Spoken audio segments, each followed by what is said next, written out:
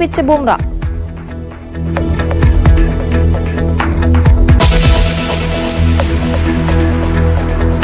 വിശദമായ വാർത്തകളിലേക്ക് പോകാം. പാർലമെന്റിന്റെ ശൈത്യകാല സമ്മേളനത്തിന് ഇന്ന് തുടക്കം. വഖഫ് നിയമ ഭേദഗതി ബില്ലടക്കം 15 ബില്ലുകൾ സഭാ സമ്മേളനത്തിൽ അവതരിപ്പിക്കും. വഖഫിന് പുറമെ മണിപ്പൂർ സംഘർഷം, അദാനി വിഷയം തുടങ്ങിയവ സഭാ സമ്മേളനത്തെ പ്രക്ഷുബ്ധമാക്കും. മഹാരാഷ്ട്ര നിയമസഭാ തെരഞ്ഞെടുപ്പിൽ വിജയിച്ചതിന്റെ ആത്മവിശ്വാസത്തിലാണ് ഭരണപക്ഷം. വയനാടിനോടുള്ള കേന്ദ്ര അവഗണന കേരളത്തിൽ നിന്നുള്ള എംപിമാർ ഇത് സഭകളിലും ഉന്നയിക്കും. രാകേഷ് ചേരുന്നു ന്യൂസ് ഡെസ്കിൽ നിന്നും. Rakesh, very good morning. ഇന്ന് പാർലമെന്റിൽ എന്തൊക്കെ കാര്യങ്ങളാണ് പ്രതീക്ഷിക്കുന്നത്? പാർലമെന്റിന്റെ ശൈത്യകാല സമ്മേളനത്തിൽ നിന്ന് തുടക്കമാവുകയാണ്. ഏതായാലും രാഷ്ട്രീയ സാഹചര്യങ്ങൾ മാറി മറിഞ്ഞിട്ടുണ്ട്. കഴിഞ്ഞ സഭ തൊട്ടു മുൻപത്തെ സഭകളിലൊക്കെ തന്നെ പ്രതിപക്ഷത്തിന് അല്ലെങ്കിൽ ലോക്സഭാ തെരഞ്ഞെടുപ്പിൽ ഒരു പരാജയത്തിന് ശേഷം ഒരു തിരിച്ചടി NDAക്ക് ഉണ്ടായിരുന്നു. പക്ഷേ ഇത്തവണ അങ്ങനെയല്ല. ഈ പാർലമെന്റ് സമ്മേളനം നടക്കുമ്പോൾ 2 സംസ്ഥാനങ്ങളിൽ BJP വിജയിച്ചിരിക്കുന്നു. ഹരിയാനയ്ക്ക് പുറമെ മഹാരാഷ്ട്ര കൂടി വിജയിച്ചത് വലിയ ഊർജ്ജമായാണ് ഏതായാലും NDA ഇത്തവണ സഭയിലേക്ക് എത്തുന്നത്. പക്ഷേ മറുവശത്ത് സർക്കാരിനെ ആക്രമിക്കാൻ, സർക്കാരിനെ പ്രതിരോധത്തിലാക്കാൻ വിഷയങ്ങൾ നിരവധിയാണ് പ്രതിപക്ഷത്തിന്. പ്രത്യേകിച്ച് അദാനിക്കെതിരായ അഴിമതി അടക്കം US കോടതിയിൽ അറസ്റ്റ് വാറണ്ട്, ഒപ്പം മണിപ്പൂരിലെ കലാപം തുടങ്ങിയ വിഷയങ്ങളൊക്കെ തന്നെ പ്രതിപക്ഷം ഉന്നയിക്കും എന്ന കാര്യത്തിൽ സംശയമില്ല. ഏതായാലും അടിയന്തരമായി സഭ നിർത്തിവെച്ച് ഈ 2 വിഷയങ്ങളും പരിഗണിക്കണമെന്ന നിലപാട് കോൺഗ്രസിനുണ്ട്, ഇന്ത്യ സഖ്യത്തിനുണ്ട്. കഴിഞ്ഞ ദിവസം ചേർന്ന ഇന്ത്യ സഖ്യ നേതാക്കളുടെ യോഗത്തിലൊക്കെ തന്നെ ഈ വിഷയം അവർ ഉന്നയിക്കുകയും ചെയ്തിരുന്നു. പ്രത്യേകിച്ച് സൗരോർജ്ജ പദ്ധതിക്കായി ഉദ്യോഗസ്ഥർക്ക് കരാർ നൽകിയെന്ന സംഭവം ഗൗരവമാണ്. കഴിഞ്ഞ കാലങ്ങളിലൊക്കെ തന്നെ കോൺഗ്രസും പ്രതിപക്ഷവും ഉന്നയിച്ചിരിക്കുന്ന ആരോപണം അത് ശരിവെക്കുന്നതാണ് ഇപ്പോൾ ഉണ്ടായിരിക്കുന്ന നടപടികൾ, അറസ്റ്റ് വാറണ്ട് തുടങ്ങിയ കാര്യങ്ങൾ കോൺഗ്രസും ഇന്ത്യ സഖ്യ നേതാക്കളും വിശദീകരിച്ചു കഴിഞ്ഞിരിക്കുന്നു. പ്രത്യേകിച്ച് ഈ വിഷയം രാജ്യ താല്പര്യത്തിന് എതിരാണ്, രാജ്യത്തിന്റെ സാമ്പത്തിക താല്പര്യങ്ങൾക്ക്, സുരക്ഷയ്ക്ക് തുടങ്ങിയ എതിരാണ് എന്നുകൂടി കോൺഗ്രസ് ഉന്നയിക്കുന്നുണ്ട്. അപ്പോൾ ഈ വിഷയമൊക്കെ തന്നെ സഭയുടെ മറ്റ് നടപടികളെല്ലാം തന്നെ നിർത്തിവെച്ച് ചർച്ച വേണമെന്നൊരാവശ്യമാണ് ഇന്ത്യ സഖ്യം ഉന്നയിക്കുന്നത്, കോൺഗ്രസ് ഉന്നയിക്കുന്നത്. പക്ഷേ സർക്കാർ ഇന്നലെ അതിന് നൽകിയിരിക്കുന്ന പാർലമെന്ററി കാര്യ മന്ത്രി നൽകിയിരിക്കുന്ന മറുപടി, കാര്യോപദേശക സമിതി ചെയറുമായി കൂടിയാലോചന നടത്തി ഏതൊക്കെ വിഷയങ്ങൾ ചർച്ചയ്ക്ക് തയ്യാറാകും എന്ന കാര്യം തീരുമാനിക്കും എന്ന പ്രതികരണമാണ് പാർലമെന്ററി കാര്യമന്ത്രി കിരൺ റിജിജുവിന്റെ ഭാഗത്തുനിന്ന് ഉണ്ടായിരിക്കുന്നത്. ഏതായാലും അദാനി വിഷയത്തെ അടക്കം ഒരു ചർച്ചയ്ക്ക് പോകാനുള്ള സാധ്യത വളരെ കുറവാണ്. അങ്ങനെയെങ്കിൽ കഴിഞ്ഞ കാലങ്ങളിലേതുപോലെ ഈ സഭാ സമ്മേളനവും പ്രക്ഷുബ്ധമാകുമെന്ന കാര്യത്തിൽ സംശയമില്ല. ഏതായാലും ഈ വിഷയം ചർച്ച ചെയ്യണമെന്ന ആവശ്യം ആദ്യ ദിനമായി ഇന്ന് തന്നെ ഇന്ത്യ സഖ്യം പ്രതിപക്ഷം ഉന്നയിക്കാൻ തന്നെയാണ് സാധ്യത. അങ്ങനെയെങ്കിൽ സഭാ നടപടികൾ പിരിയുന്ന അല്ലെങ്കിൽ പ്രക്ഷുബ്ധമാകുന്ന സാഹചര്യ കാര്യങ്ങൾ കടക്കുകയും ചെയ്യും. മണിപ്പൂർ വിഷയം സമാനമായ രീതിയിൽ ഉന്നയിക്കാൻ തന്നെയാണ് ഇന്ത്യ സഖ്യത്തിന്റെ തീരുമാനം. ഏതായാലും ഇന്ന് രാവിലെ നിർണായകമായ യോഗങ്ങൾ ചേരുന്നുണ്ട്. സഭയിൽ സ്വീകരിക്കേണ്ട തന്ത്രങ്ങളടക്കം ചർച്ച ചെയ്യാൻ ഇന്ത്യ സഖ്യവും ഒപ്പം തന്നെ NDAയുടെ യോഗവും ചേരുന്നുണ്ട്. കേരളത്തെ സംബന്ധിച്ച് വയനാട് അപകടം നടന്ന് 4 മാസം കഴിഞ്ഞിരിക്കുന്നു. പക്ഷേ കേന്ദ്രത്തിന്റെ ഭാഗത്തുനിന്ന് 1 രൂപ പോലും സഹായം ലഭിച്ചിട്ടില്ല. അതുകൊണ്ട് തന്നെ ഈ വിഷയം ഉന്നയിക്കാൻ തന്നെയാണ് എംപിമാരുടെ തീരുമാനം. രാഷ്ട്രീയ ഭേദമന്യേ UDFും LDFും സ്വാഭാവികമായി ഈ വിഷയം ഉന്നയിക്കുക തന്നെ ചെയ്യും. അശ്വതി, ശരി. ഇന്ന് പ്രിയങ്ക ഗാന്ധി വലിയ ഭൂരിപക്ഷത്തിൽ പാർലമെന്റിലേക്ക് എത്തുന്നു എന്ന പ്രത്യേകത കൂടിയുണ്ട്. ഇന്നത്തെ സത്യപ്രതിജ്ഞാ ചടങ്ങിന്റെ വിവരങ്ങൾ കൂടി. അശ്വതി, പ്രിയങ്ക ഗാന്ധി വലിയ ഭൂരിപക്ഷത്തിൽ വിജയിച്ചിരിക്കുന്നു. രാഹുൽ ഗാന്ധി 2024 നേടിയതിനേക്കാൾ വലിയ ഭൂരിപക്ഷമാണ്. ഏതായാലും പ്രിയങ്കയുടെ സത്യപ്രതിജ്ഞ ഇന്നുണ്ടാകുമോ എന്നൊരു കാര്യത്തിൽ സ്ഥിരീകരണം ഇതുവരെ ഉണ്ടായിട്ടില്ല. ഒരുപക്ഷെ നാളെയോ മറ്റന്നാളോ ആയിരിക്കും പ്രിയങ്ക ഗാന്ധിയുടെ സത്യപ്രതിജ്ഞ ഉണ്ടാവുക. ഏതായാലും പ്രിയങ്ക ഗാന്ധിക്ക് പുറമെ കോൺഗ്രസ് തന്നെയാണ് നാന്ദേദിൽ നടന്ന ലോക്സഭാ ഉപതെരഞ്ഞെടുപ്പിലും വിജയിച്ചിരിക്കുന്നത്. അവിടെ നിന്നുള്ള വിജയിച്ച നേതാവും സ്വാഭാവികമായും സത്യപ്രതിജ്ഞ ചെയ്യും പ്രിയങ്ക ഗാന്ധിക്കൊപ്പം. ഏതായാലും പ്രിയങ്ക ഗാന്ധിയുടെ വരവ് കോൺഗ്രസിനെ സംബന്ധിച്ച്, ഇന്ത്യ സഖ്യത്തിനെ സംബന്ധിച്ച് കരുത്താകുമെന്ന കാര്യത്തിൽ, സഭയ്ക്കകത്ത് കരുത്താകുമെന്ന കാര്യത്തിൽ സംശയമില്ല. പ്രത്യേകിച്ച് കഴിഞ്ഞ 2 കാലങ്ങളെ അപേക്ഷിച്ച് മോദി സർക്കാരിന്റെ, 1ാം മോദി സർക്കാരിനെയും 2ാം മോദി സർക്കാരിനെയും അപേക്ഷിച്ച് പ്രതിപക്ഷ നിരക്ക് അംഗങ്ങൾ കൂടുതലാണ്. കോൺഗ്രസ് മാത്രം 99 അംഗങ്ങളുണ്ട്. ആ ഒരു നിരയിലേക്കാണ് പ്രിയങ്ക ഗാന്ധി കൂടി എത്തുന്നത്. സ്വാഭാവികമായും അത് പ്രതിപക്ഷത്തിന്, പ്രത്യേകിച്ച് കോൺഗ്രസിന് വലിയ മുതൽക്കൂട്ടാകുമെന്ന പ്രതീക്ഷയിൽ തന്നെയാണ് നേതൃത്വം ഈ ഘട്ടത്തിലുള്ളത്. ശരി. പാർലമെന്റ് ശൈത്യകാല സമ്മേളനം ഇന്ന് തുടങ്ങാനിരിക്കെ സഭ വിവിധ വിഷയങ്ങളിൽ പ്രക്ഷുബ്ധമായേക്കുമെന്നാണ് സൂചന. രാകേഷാണ് വിവരങ്ങൾ നൽകിയത്. BJPയിൽ നിന്നും ദേവേന്ദ്ര ഫട്നാവിസ് മഹാരാഷ്ട്ര മുഖ്യമന്ത്രിയാകുമെന്ന ശക്തമായ സൂചനകൾ പുറത്തുവരുമ്പോഴും പ്രഖ്യാപനം വൈകുകയാണ്. മുഖ്യമന്ത്രി സ്ഥാനത്തേക്ക് ശിവസേന നേതാവും നിലവിലെ മുഖ്യമന്ത്രിയുമായ ഏകനാഥ് ഷിൻഡെയും അവകാശവാദം ഉന്നയിച്ചിട്ടുണ്ട്. സത്യപ്രതിജ്ഞ ഇന്നോ നാളെയോ ഉണ്ടാകുമെന്ന സൂചനകളും വരുന്നുണ്ട്. മഹാരാഷ്ട്രയിൽ 5-4 ഭൂരിപക്ഷത്തോടെ മഹായുതി ഏകപക്ഷീയ വിജയം നേടിയെങ്കിലും മുഖ്യമന്ത്രി ആരാവുമെന്ന പ്രഖ്യാപനം ഇനിയും വന്നിട്ടില്ല. മുന്നണി തീരുമാനവും പ്രഖ്യാപനവും സത്യപ്രതിജ്ഞാ തീയതിയും ഇന്നു വരുമെന്നാണ് സൂചനകൾ. ആദ്യഘട്ടത്തിൽ മുഖ്യമന്ത്രിയും 2 ഉപമുഖ്യമന്ത്രിമാരും മാത്രം സത്യപ്രതിജ്ഞ ചെയ്യുക. മന്ത്രിമാരുടെ എണ്ണവും വകുപ്പും പിന്നീട് തീരുമാനിക്കാമെന്നാണ് നേതാക്കൾക്കിടയിലെ ധാരണ. മഹായുതിയുടെ 235 MLA-മാരിൽ 132 പേരും BJP-യിൽ നിന്നാണ്. മുൻ മുഖ്യമന്ത്രിയും ഉപമുഖ്യമന്ത്രിയുമായ ദേവേന്ദ്ര ഫട്നാവിസ് മുഖ്യമന്ത്രിയാവുമെന്ന സൂചനകൾ വരുമ്പോഴും പ്രഖ്യാപനത്തിന് മുന്നണിയോ BJP-യോ ഇതുവരെ തയ്യാറായിട്ടില്ല. നിലവിലെ മുഖ്യമന്ത്രി ഏക്നാഥ് ഷിൻഡെ മുഖ്യമന്ത്രി സ്ഥാനത്തിന് അവകാശവാദം ഉന്നയിച്ചിട്ടുണ്ട്. ഷിൻഡെ സർക്കാരിനുള്ള തുടർ ഭരണാനുമതിയാണ് ജനം നൽകിയതെന്ന് ശിവസേന ചൂണ്ടിക്കാണിക്കുന്നു. ഷിൻഡെയുമായി ധാരണയുണ്ടാക്കിയാൽ ഉടൻ തന്നെ പ്രഖ്യാപനമുണ്ടാകും. 3 പാർട്ടികളുടെയും പ്രധാന നേതാക്കളുടെ യോഗം ഇന്ന് നടന്നേക്കും. ഇതിനു മുന്നോടിയായി BJP കേന്ദ്ര നേതൃത്വം ഏക്നാഥ് ഷിൻഡെയുമായും അജിത് പവാറുമായും ചർച്ച നടത്തും. Political desk, news 18. ജാർഖണ്ഡിൽ ഹേമന്ത് സോറൻ സർക്കാരിന്റെ സത്യപ്രതിജ്ഞ വ്യാഴാഴ്ച. ഗവർണർ സന്തോഷ് കുമാർ ഗാംഗ്വാറിനെ കണ്ട ഹേമന്ത് സോറൻ മന്ത്രിസഭാ രൂപീകരണത്തിനുള്ള അവകാശവാദം ഉന്നയിച്ചു. നിലവിലെ മുഖ്യമന്ത്രി സ്ഥാനം രാജിവെച്ച ഹേമന്തിനോട് സത്യപ്രതിജ്ഞ വരെ താൽക്കാലിക ചുമതലയിൽ തുടരാൻ ഗവർണർ നിർദ്ദേശിച്ചു. തർക്കങ്ങളോ പ്രശ്നങ്ങളോ ഇല്ലാതെ ഹേമന്ത് സോറൻ വീണ്ടും ജാർഖണ്ഡ് മുഖ്യമന്ത്രിയാവുന്നു. 49-കാരനായ ഹേമന്ത് 4ാം തവണയാണ് ജാർഖണ്ഡ് മുഖ്യമന്ത്രിയാവുന്നത്. ജാർഖണ്ഡ് മുൻ മുഖ്യമന്ത്രിയും ജാർഖണ്ഡ് മുക്തി മോർച്ച സ്ഥാപകനുമായ ഷിബു സോറന്റെ മകനായ ഹേമന്ത് 2013-ൽ 38-ാം വയസ്സിലാണ് ആദ്യ തവണ മുഖ്യമന്ത്രിയായത്. ഹേമന്ത് സോറനും JMM-നും ഇത് BJP-യോടും കേന്ദ്ര സർക്കാരിനോടുമുള്ള മധുര പ്രതികാരം കൂടിയാണ്. ED എടുത്ത അഴിമതി കേസിൽ ജയിലിൽ പോവുകയും മുഖ്യമന്ത്രി സ്ഥാനം രാജിവെക്കുകയും ജാമ്യത്തിൽ വന്ന് മുഖ്യമന്ത്രി സ്ഥാനം ഏറ്റെടുത്ത് മത്സരിച്ച് BJP-യെ തറപറ്റിച്ച് ആധികാരിക വിജയമാണ് ഹേമന്ത് നേടിയത്. 81-അംഗ നിയമസഭയിൽ 3-2 ഭൂരിപക്ഷത്തോടെ 56 MLA-മാരുടെ പിന്തുണയോടെയാണ് ഇന്ത്യ മുന്നണി ജയം. വ്യാഴാഴ്ച സത്യപ്രതിജ്ഞ കഴിയുന്നതോടെ 24 വർഷത്തെ ജാർഖണ്ഡ് ചരിത്രത്തിൽ ഭരണ തുടർച്ച നേടുന്ന ആദ്യ മുഖ്യമന്ത്രിയായി ഹേമന്ത് സോറൻ മാറും. കോൺഗ്രസിന് ശക്തി കേന്ദ്രങ്ങളടക്കം അടിപതറുമ്പോഴാണ് BJP വെല്ലുവിളി നേരിട്ട ഹേമന്ത് സോറൻ ജാർഖണ്ഡിൽ ഭരണം നിലനിർത്തിയത്.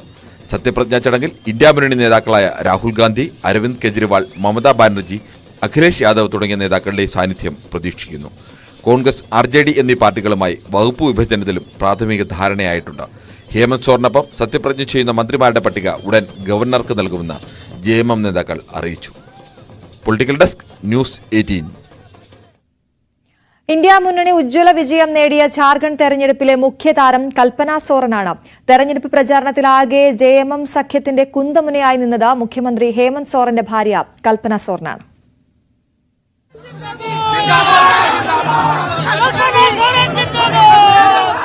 കൽപ്പന സോറൻ, വയസ്സ് 39, എഞ്ചിനീയറിംഗ് MBA ബിരുദധാരി.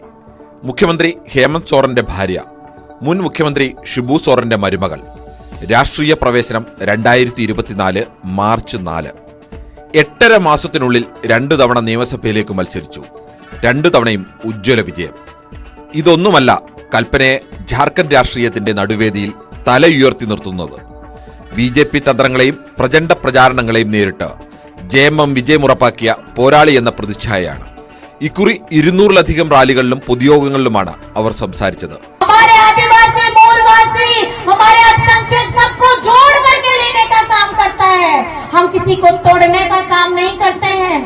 ഹേമന്ത് സോറനെതിരായ കേസിനെയും അറസ്റ്റിനെയും ആദിവാസി അഭിമാനത്തിനുമേലുള്ള കടന്നുകയറ്റമായി ബോധ്യപ്പെടുത്താൻ അവർക്കായി. മുഖ്യമന്ത്രിയും ഭർത്താവുമായ ഹേമന്ത് സോറൻ ഭൂമി തട്ടിപ്പുമായി ബന്ധപ്പെട്ട ED കേസിൽ ജയിലിൽ പോകേണ്ടി വന്നപ്പോഴാണ് കൽപ്പനയ്ക്ക് പാർട്ടിയുടെയും സർക്കാരിന്റെയും ഉത്തരവാദിത്വം അനൌദ്യോഗികമായി വന്നു ചേർന്നത്. ഹേമന്ത് സോറൻ ജയിലിലായിരുന്നപ്പോൾ ഡൽഹിയിൽ ഇന്ത്യ മുന്നണി യോഗത്തിൽ കൽപ്പനയാണ് പങ്കെടുത്തത്. ലോക്സഭാ തെരഞ്ഞെടുപ്പിൽ ജാർഖണ്ഡിലെ ഇന്ത്യ മുന്നണിയുടെ പ്രചാരണത്തിന്റെ നേതൃത്വം ഏറ്റെടുത്തു. ജനക്കൂട്ടത്തെ തന്നിലേക്ക് വലിച്ചെടുപ്പിക്കുന്ന പ്രസംഗശൈലിയും കുറുക്കിക്കൊള്ളുന്ന മറുപടികളുമായി അവർ കളം നിറഞ്ഞു. 50% महिला आबादी एवं 9% आदिवासी समाज के आवाज के रूप में आप सभी के समक्ष खड़ी हूँ. കൽപ്പന വന്നാൽ ആളുകൂടുമെന്ന അവസ്ഥ ജാർഖണ്ഡിൽ എവിടെയും ഉണ്ടായി. പ്രത്യേകിച്ച് സ്ത്രീകൾക്കും ഗ്രാമീണർക്കുമിടയിൽ വലിയ സ്വാധീനം ചെലുത്താൻ അവർക്കായി. സിറ്റിംഗ് MLA രാജിവെച്ചതിനെ തുടർന്ന് ഒഴിവുവന്ന ഗാണ്ഡെ നിയോജകമണ്ഡലത്തിലെ ഉപതെരഞ്ഞെടുപ്പിലായിരുന്നു ആദ്യ പോരാട്ടം. ലോക്സഭാ തെരഞ്ഞെടുപ്പ് പ്രചാരണവും സ്വന്തം മണ്ഡലത്തിലെ പ്രചാരണവും ഒരുമിച്ച് നടത്തി. അന്നും ഇപ്പോഴും സമാനമായ രീതിയിൽ വിജയം ഉറപ്പാക്കി. സ്വന്തം വിജയവും JMM വിജയവും.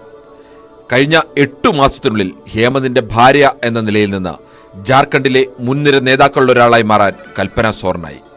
ഹേമന്ത് സോറൻ മുഖ്യമന്ത്രിയാവുമ്പോൾ പാർട്ടിയിലും സർക്കാരിലും കൽപ്പനയ്ക്ക് റോൾ എന്താവുമെന്നാണ് ഇനി അറിയേണ്ടത്. Political desk, news 18. മുഖ്യമന്ത്രിയുടെ വാക്ക് മാത്രം പോരാ, സമരം തുടരും.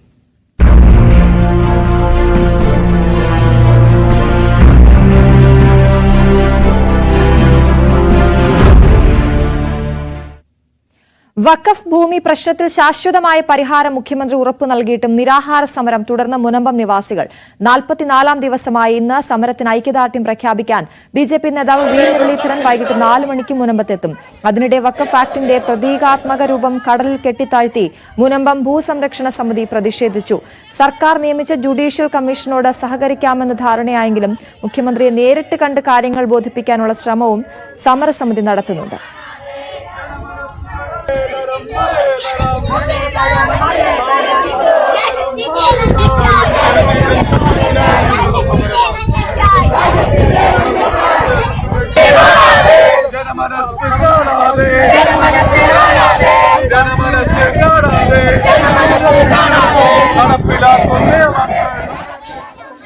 ഡാനി ഇപ്പോൾ വിവരങ്ങളുമായി ചേരുന്നു. Dani, good morning.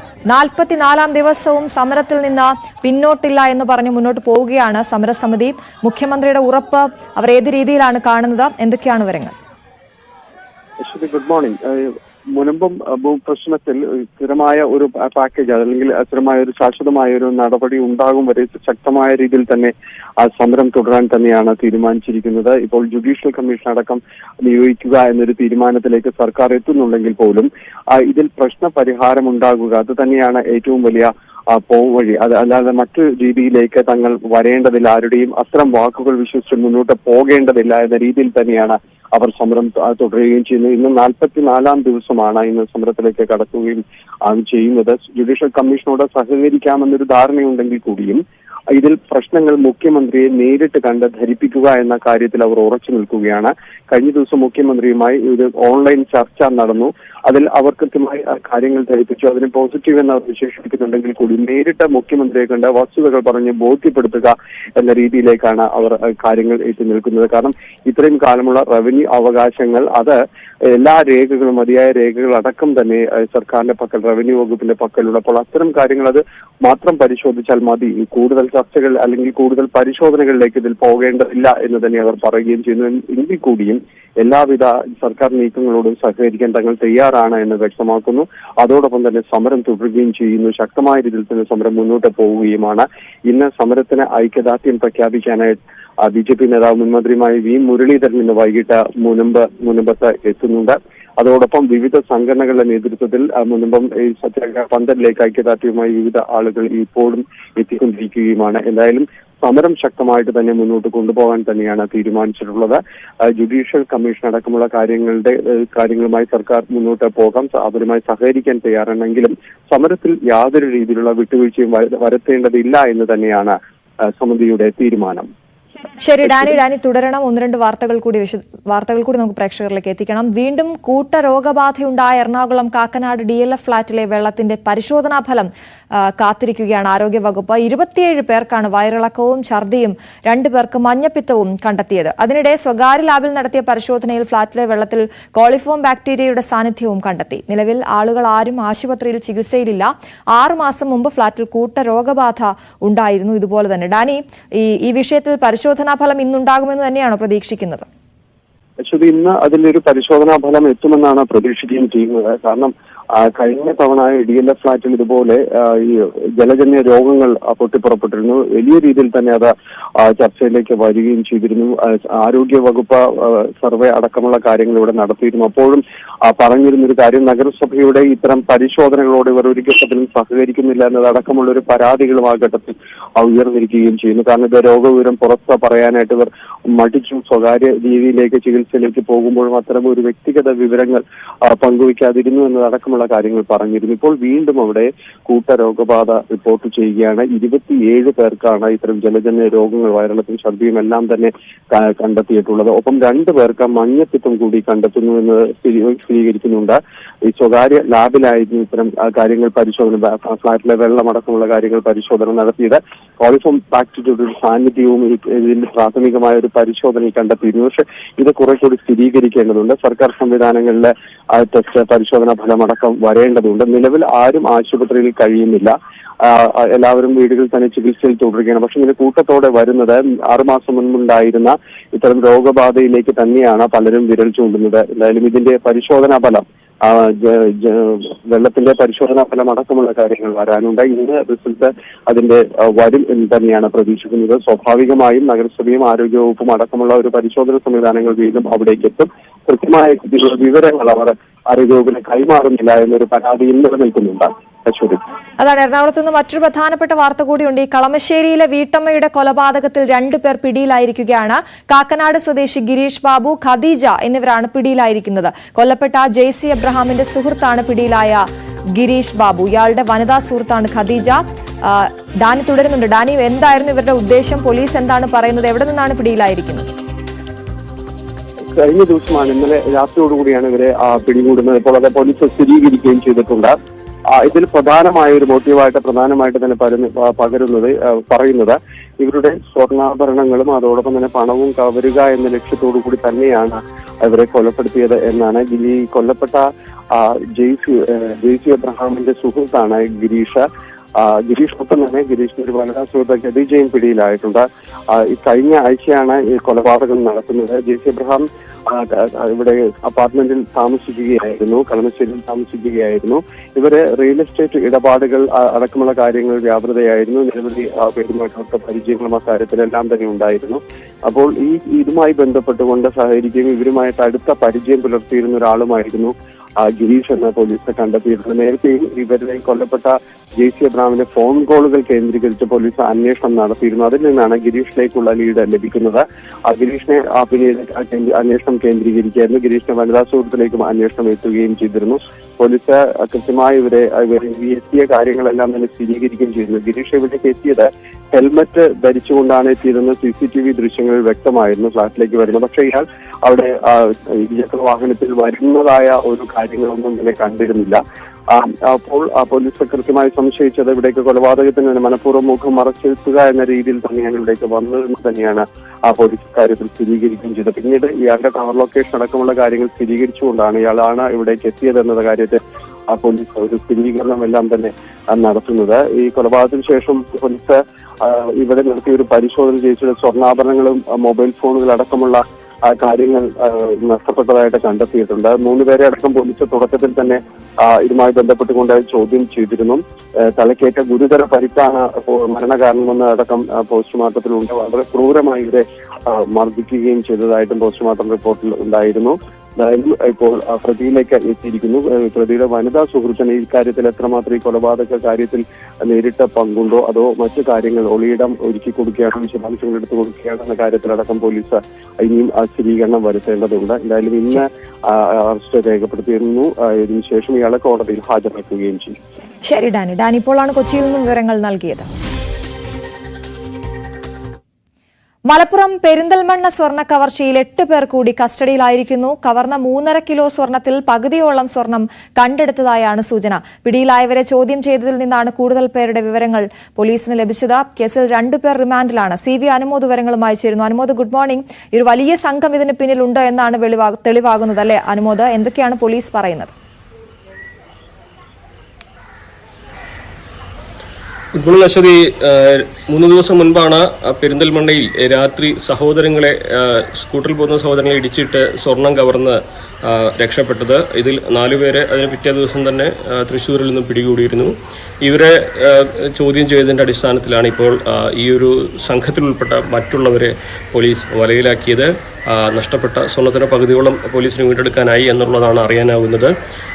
ഇത് സംബന്ധിച്ച് നമുക്ക് മനസ്സിലാക്കാൻ കഴിയുന്നൊരു കാര്യം, കണ്ണൂർ കേന്ദ്രീകരിച്ചുള്ള ഒരു സംഘമാണ് ഈ സ്വർണ്ണക്കടത്തിന് പിന്നിൽ എന്നുള്ളതാണ്. ഇപ്പോൾ പിടിയിലായ പോലീസ് കസ്റ്റഡിയിൽ വാങ്ങിയ 2 പേരും കണ്ണൂർ സ്വദേശികളാണ്. അവർക്കൊപ്പം കണ്ണൂർ കേന്ദ്രീകരിച്ച് തന്നെ പ്രവർത്തിക്കുന്ന ആളുകളാണ് ഈ കേസിൽ ഇനി പിടിയിലായിട്ടുള്ളത്. 2 പേരെ കൂടി പിടികൂടാനുണ്ട്. ഇവർ പെരിന്തൽമണ്ണ മുൻപ് ഈ ഒരു സ്വർണം കൊണ്ടുപോകുന്നത്, ജ്വല്ലറി ഉടമകൾ കടയടച്ച് സ്വർണം കൊണ്ടുപോകുന്നത് ഈ സംഘത്തിലെ ചിലർ കണ്ടിരുന്നു. അത് മാസങ്ങൾക്ക് ശേഷവും സമാനമായ രീതിയിൽ തന്നെയാണ് ഇവർ സ്വർണം കൊണ്ടുപോകുന്നത് എന്ന് മനസ്സിലാക്കിയപ്പോൾ അവരെ ആക്രമിച്ച് സ്വർണം തട്ടിയെടുക്കാനുള്ള ഒരു പദ്ധതി ഇവർ ആസൂത്രണം ചെയ്ത് അത് നടപ്പാക്കുകയായിരുന്നു എന്നാണ് മനസ്സിലാക്കാൻ കഴിയുന്നത്. എന്നാൽ ഇത് സംബന്ധിച്ചുള്ള കൂടുതൽ വിശദാംശങ്ങൾ പോലീസ് ഇന്ന് രാവിലെ 11 മണിക്ക് വെളിപ്പെടുത്തുമെന്നാണ് അറിയിച്ചിട്ടുള്ളത്. പ്രതികളെ നമുക്ക് മാധ്യമങ്ങൾക്ക് കാണുവാനും 11 മണിയോടെ സാധിക്കും. മലപ്പുറം SP പെരിന്തൽമണ്ണ വെച്ച് വാർത്താസമ്മേളനം വിളിച്ചിട്ടുണ്ട്. അപ്പോൾ ഈ സ്വർണം തട്ടിയതിൻ്റെ വിശദാംശങ്ങളും പിടികൂടിയതിൻ്റെ കൂടുതൽ വിവരങ്ങളും വാർത്താ സമ്മേളനത്തിൽ വ്യക്തമാക്കുമെന്നാണ് പോലീസ് അറിയിച്ചിട്ടുള്ളത്. എന്നിരുന്നാലും ഇതിലെ ഏറ്റവും പ്രധാനപ്പെട്ട ഒരു കാര്യം, ഈ പ്രതികളെ സഞ്ചരിച്ച വാഹനം തൃശ്ശൂരിൽ നിന്ന് തടഞ്ഞ് അവരെ പിടികൂടിയതാണ്. വാഹന പരിശോധനയ്ക്കിടെയാണ് ഈ 4 പേർ ആദ്യം പിടിയിലാവുന്നത്. ഇവരിൽ നിന്ന് ലഭിച്ച വിശദാംശങ്ങളാണ് പിന്നീട് പ്രതികളിലേക്ക് എത്തിയത്. നേരത്തെ സ്വർണം കൊണ്ടുപോകുന്ന വഴി തന്നെ ഈ സംഘങ്ങൾ പല വഴിക്ക് വേർതിരിഞ്ഞ് പോയിരുന്നു. സ്വർണം പലരുടെ കൈവശമായിരുന്നു. അപ്പോൾ ഇവരെ പല ഭാഗങ്ങളിൽ നിന്നായിട്ടാണ് പിടികൂടിയിട്ടുള്ളത് എന്നാണ് നമുക്ക് അറിയാനാകുന്നത്. പോലീസ് CCTVകളുടെയും മൊബൈൽ ടവർ ലൊക്കേഷനുകളുടെയൊക്കെ അടിസ്ഥാനത്തിലാണ് പ്രതികളിലേക്ക് എത്തിയിരിക്കുന്നത്. ഇത് സംബന്ധിച്ച് എത്ര കിലോ സ്വർണം വീണ്ടെടുക്കാനായിട്ടുണ്ട്, ഇനി എത്ര പേര് പിടികൂടാനുണ്ടെന്ന കാര്യങ്ങളൊക്കെ നമുക്ക് ഏതാനും മണിക്കൂറുകൾക്കുള്ളിൽ തന്നെ വ്യക്തമാകും. എന്നാലും പെരിന്തൽമണ്ണയിലെ ആ സ്വർണ്ണ കവർച്ച കേസ് പോലീസ് 3 ദിവസങ്ങൾക്കുള്ളിൽ തെളിയിച്ചിരിക്കുന്നു എന്നുള്ളതാണ് നമുക്ക് പ്രാഥമികമായിട്ട് ഈ ഘട്ടത്തിൽ പങ്കുവയ്ക്കാനുള്ള കാര്യം. അശ്വതി. ശരി, CV അനുമോദാണ് വിവരങ്ങൾ നൽകിയത്. മുണ്ടേല സർവീസ് സഹകരണ ബാങ്ക് പ്രസിഡന്റ് മോഹനന്റെ ആത്മഹത്യയിൽ വിശദമായ അന്വേഷണം ആവശ്യപ്പെട്ട സംസ്ഥാന പോലീസ് മേധാവിക്ക് കുടുംബം പരാതി നൽകി. ആത്മഹത്യാക്കുറിപ്പിൽ പരാമർശിക്കുന്ന വെള്ളനാട് ശശി ഉൾപ്പെടെയുള്ള 6 പേർ നടത്തിയ ഗൂഢാലോചനയെക്കുറിച്ച് ഉന്നതതല അന്വേഷണം നടത്തണമെന്നാണ് ആവശ്യം. അസ്വാഭാവിക മരണത്തിന് കേസ് രജിസ്റ്റർ ചെയ്ത് അരുവിക്കര പോലീസ് അന്വേഷണം തുടരുന്നതിനിടെയാണ് മോഹനന്റെ കുടുംബം DGPക്ക് പരാതി നൽകിയത്. ബാങ്ക് പൊളിഞ്ഞെന്ന് വ്യാജപ്രചാരണം നടത്തി നിക്ഷേപകരെ കൊണ്ട് കൂട്ടമായി പണം പിൻവലിപ്പിച്ചതിന് പിന്നിൽ ഗൂഢാലോചന ഉണ്ട് എന്നാണ് കുടുംബത്തിന്റെ ആരോപണം.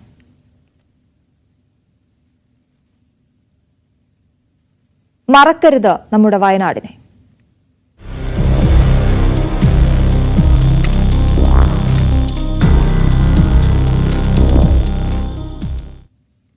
സർവ്വതും തകർത്തെറിഞ്ഞ ഉരുൾപ്രവാഹത്തിൽ പ്രിയപ്പെട്ട മകനെ കൈവിട്ടു പോയതിന്റെ വേദനയിൽ നീറുകയാണ് ചൂരൽമല സ്വദേശിനി താഹിറ KS. 7 വർഷം മുമ്പ് ഭർത്താവ് മരിച്ച താഹിറയുടെ ജീവിതത്തിന്റെ പ്രതീക്ഷ മുഴുവൻ 8 വയസ്സുകാരൻ മുഹമ്മദ് ഇഷാനിലായിരുന്നു. ഉപ്പ ഷാദ് മുഹമ്മദിനെയും ഉമ്മ ആമിനയെയും ഇഷാനൊപ്പം താഹിറയ്ക്ക് ദുരന്തത്തിൽ നഷ്ടമായി.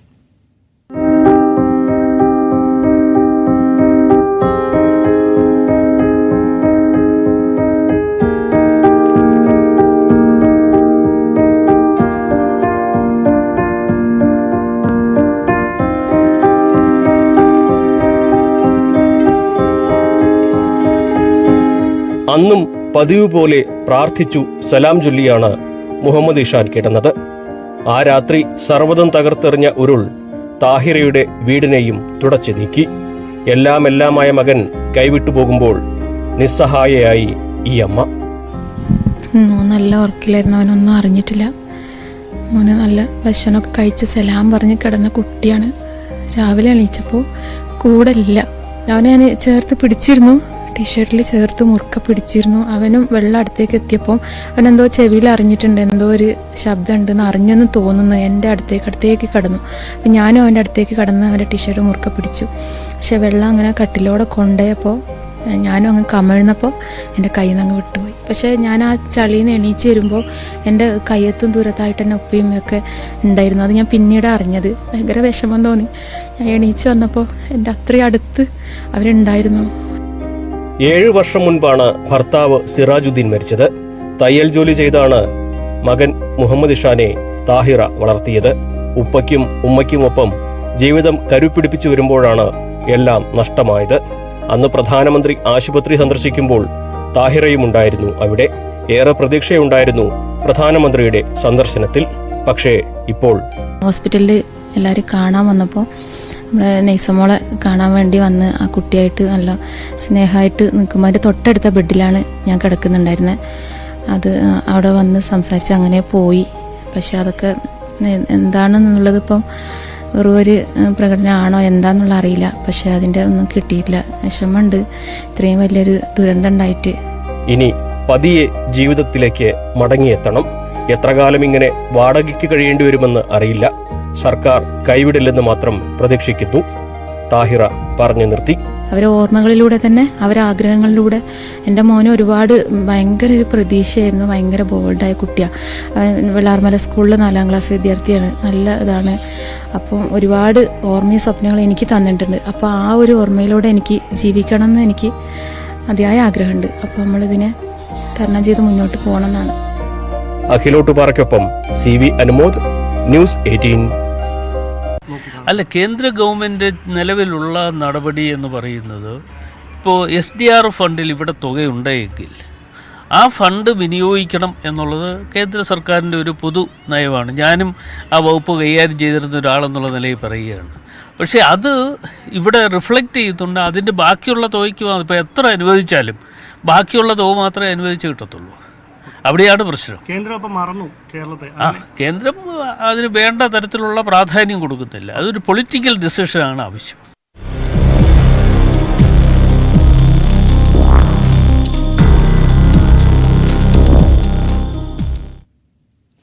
കളമശ്ശേരി സ്ഫോടനത്തിന് പിന്നാലെയുള്ള വിദ്വേഷ പരാമർശത്തിലെ പോലീസ് നടപടി ചോദ്യം ചെയ്ത് നൽകിയ ഹർജികൾ ഹൈക്കോടതി ഇന്ന് പരിഗണിക്കും. BJP നേതാക്കളായ രാജീവ് ചന്ദ്രശേഖർ, അനിൽ ആന്റണി എന്നിവരുടെ ഹർജികളാണ് ഹൈക്കോടതിയുടെ പരിഗണനയിലുള്ളത്. വിദ്വേഷ പരാമർശത്തിൽ 2 കേസുകളാണ് നേരത്തെ എറണാകുളം സെൻട്രൽ പോലീസ് രജിസ്റ്റർ ചെയ്തത്. 2 കേസുകളിലും മുൻകൂർ ജാമ്യം നൽകണമെന്നാണ് രാജീവ് ചന്ദ്രശേഖറിന്റെ ആവശ്യം. കേസിൽ രാജീവ് ചന്ദ്രശേഖറിന്റെ അറസ്റ്റ് ഹൈക്കോടതി നേരത്തെ വിലക്കിയിട്ടുണ്ട്. ജസ്റ്റിസ് CS ഡയസ് അധ്യക്ഷനായ സിംഗിൾ ബെഞ്ചാണ് ഹർജി പരിഗണിക്കുന്നത്.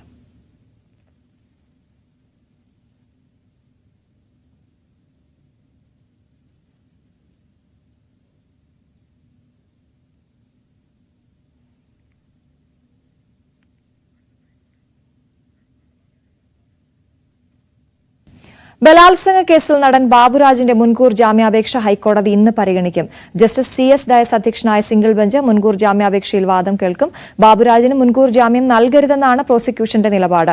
വാദം മൂന്നാറിലെ റിസോർട്ടിൽ ജീവനക്കാരിയായിരുന്ന യുവതിയെ സിനിമയിൽ അവസരം വാഗ്ദാനം ചെയ്ത് ബലാത്സംഗം ചെയ്തു എന്നതാണ് കേസ്.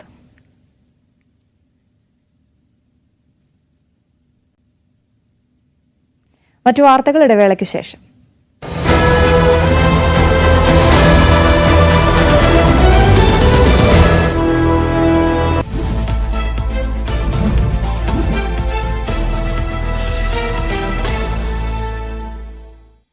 നമസ്കാരം, ഫാസ്റ്റ് ന്യൂസിലേക്ക് സ്വാഗതം. IPL ചരിത്രത്തിലെ വിലയേറിയ താരമായി ഋഷഭ് പന്ത്. ലക്നൌ ടീമിലെത്തിയത് 27 കോടിക്ക്. ശ്രേയസ് അയ്യർ 26.75 കോടിക്ക് പഞ്ചാബ് കിങ്സിൽ. അർഷ്ദീപിനും ചഹലിനും 18 കോടി. 15.75 കോടിക്ക് ജോസ് ബട്ട്ലറിനെ സ്വന്തമാക്കി ഗുജറാത്ത് ടൈറ്റൻസ്. IPL മെഗാ താരലേലം ജിദ്ദയിൽ തുടരുന്നു. ഉത്തർപ്രദേശിലെ സംഭാലിലുണ്ടായ സംഘർഷത്തിൽ 3 മരണം. മസ്ജിദ് സർവേക്കെതിരായ പ്രതിഷേധം സംഘർഷത്തിൽ കലാശിച്ചു. സംഘർഷത്തിൽ 22 പോലീസുകാർക്കും പരിക്ക്. കോടതി ഉത്തരവിനെ തുടർന്നാണ് ഷാഹി മസ്ജിദിൽ സർവേ നടന്നത്. ഉത്തർപ്രദേശിലെ സംഭാലിൽ മുസ്ലിം പള്ളി സർവേക്കിടെ നടന്ന ആക്രമണം തെരഞ്ഞെടുപ്പ് ക്രമക്കേടുകളിൽ നിന്ന് ശ്രദ്ധ തിരിക്കാനുള്ള പദ്ധതിയെന്ന് സമാജ്വാദി പാർട്ടി അധ്യക്ഷൻ അഖിലേഷ് യാദവ്. BJPയും സംസ്ഥാന സർക്കാരും ചേർന്നാണ് പദ്ധതി ആസൂത്രണം ചെയ്തത്. ഒരു തവണ സർവേ പൂർത്തിയായ സാഹചര്യത്തിൽ രണ്ടാമതൊരു സർവേ എന്തിനെന്നും അഖിലേഷ് യാദവ്. പാലക്കാട്ടെ തോൽവിക്ക് പിന്നാലെ വീടിന് നൽകും തടിയെ വെല്ലുന്ന തലയെടുപ്പ്. Petra, India's premium steel door. ശരണപാതയിൽ തീർത്ഥാടക പ്രവാഹം. ശബരീശ ദർശനം നിങ്ങൾക്കായി സമർപ്പിക്കുന്നത് മിൽമ ഗീ. വ്രതശുദ്ധിയുടെയും നന്മയുടെയും നാളുകൾ പരിശുദ്ധമാക്കാം മിൽമയ്ക്കൊപ്പം. മണ്ഡലകാലം 11ാം ദിനത്തിൽ എത്തുമ്പോൾ ശബരിമല സന്നിധാനത്ത് തീർത്ഥാടകരുടെ എണ്ണത്തിലും വരുമാനത്തിലും വർധന. തീർത്ഥാടകരുടെ എണ്ണം 3 ലക്ഷം വർദ്ധിച്ചപ്പോൾ വരുമാനത്തിൽ 13 കോടിയുടെ വർധനയുണ്ടായി. ഇന്ന് 7 മണിവരെ 20,000-നടുത്ത് തീർത്ഥാടകർ ദർശനം നടത്തി. MS അനീഷ് കുമാർ ചേരുന്നു സന്നിധാനത്ത് നിന്നും. അനീഷിലേക്ക് എത്താം. എന്തായാലും വലിയ രീതിയിലുള്ള തിരക്ക് കഴിഞ്ഞ മണ്ഡലകാലത്തെ അപേക്ഷിച്ച് വലിയ രീതിയിലുള്ള തിരക്ക് അവിടെ അനുഭവപ്പെടുന്നു. അതിനനുസരിച്ചുള്ള വരുമാനവും ശബരിമലയിലേക്ക് എത്തുന്നു എന്നാണ് അറിയാൻ സാധിക്കുന്നത്. തീർത്ഥാടകരുടെ എണ്ണത്തിൽ വലിയ വർധന ഓരോ ദിവസവും ഉണ്ടാവുകയാണ്. ഇന്ന് ഈ സമയം വരെ 7 മണി വരെയുള്ള കണക്കെടുക്കുമ്പോൾ 20,000-ഓളം ഭക്തർ ശബരിമലയിൽ ദർശനം നടത്തി എന്നാണ് മനസ്സിലാകുന്നത്.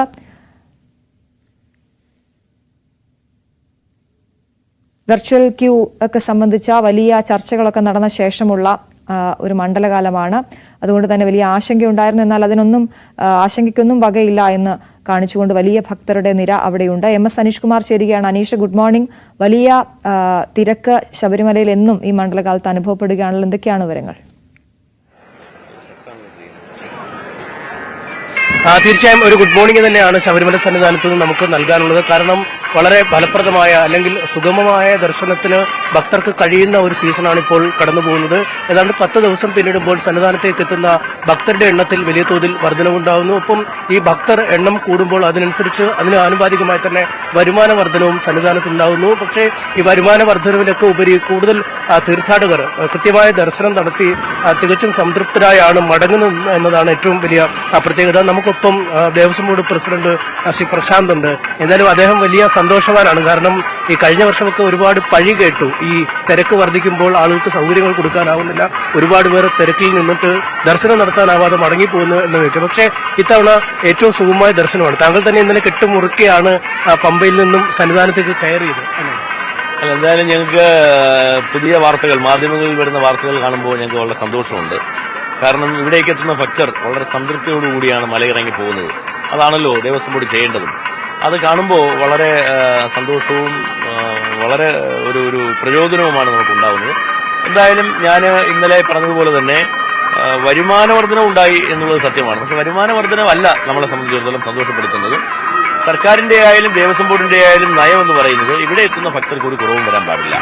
അവർ നന്നായി തൃപ്തിയോടുകൂടി എല്ലാവിധമായ സൗകര്യത്തോടുകൂടിയും അവർക്ക് ഭഗവാനെ കണ്ട് ദർശനം നടത്തി തിരിച്ച് മലയിറങ്ങാൻ സാധിക്കണം.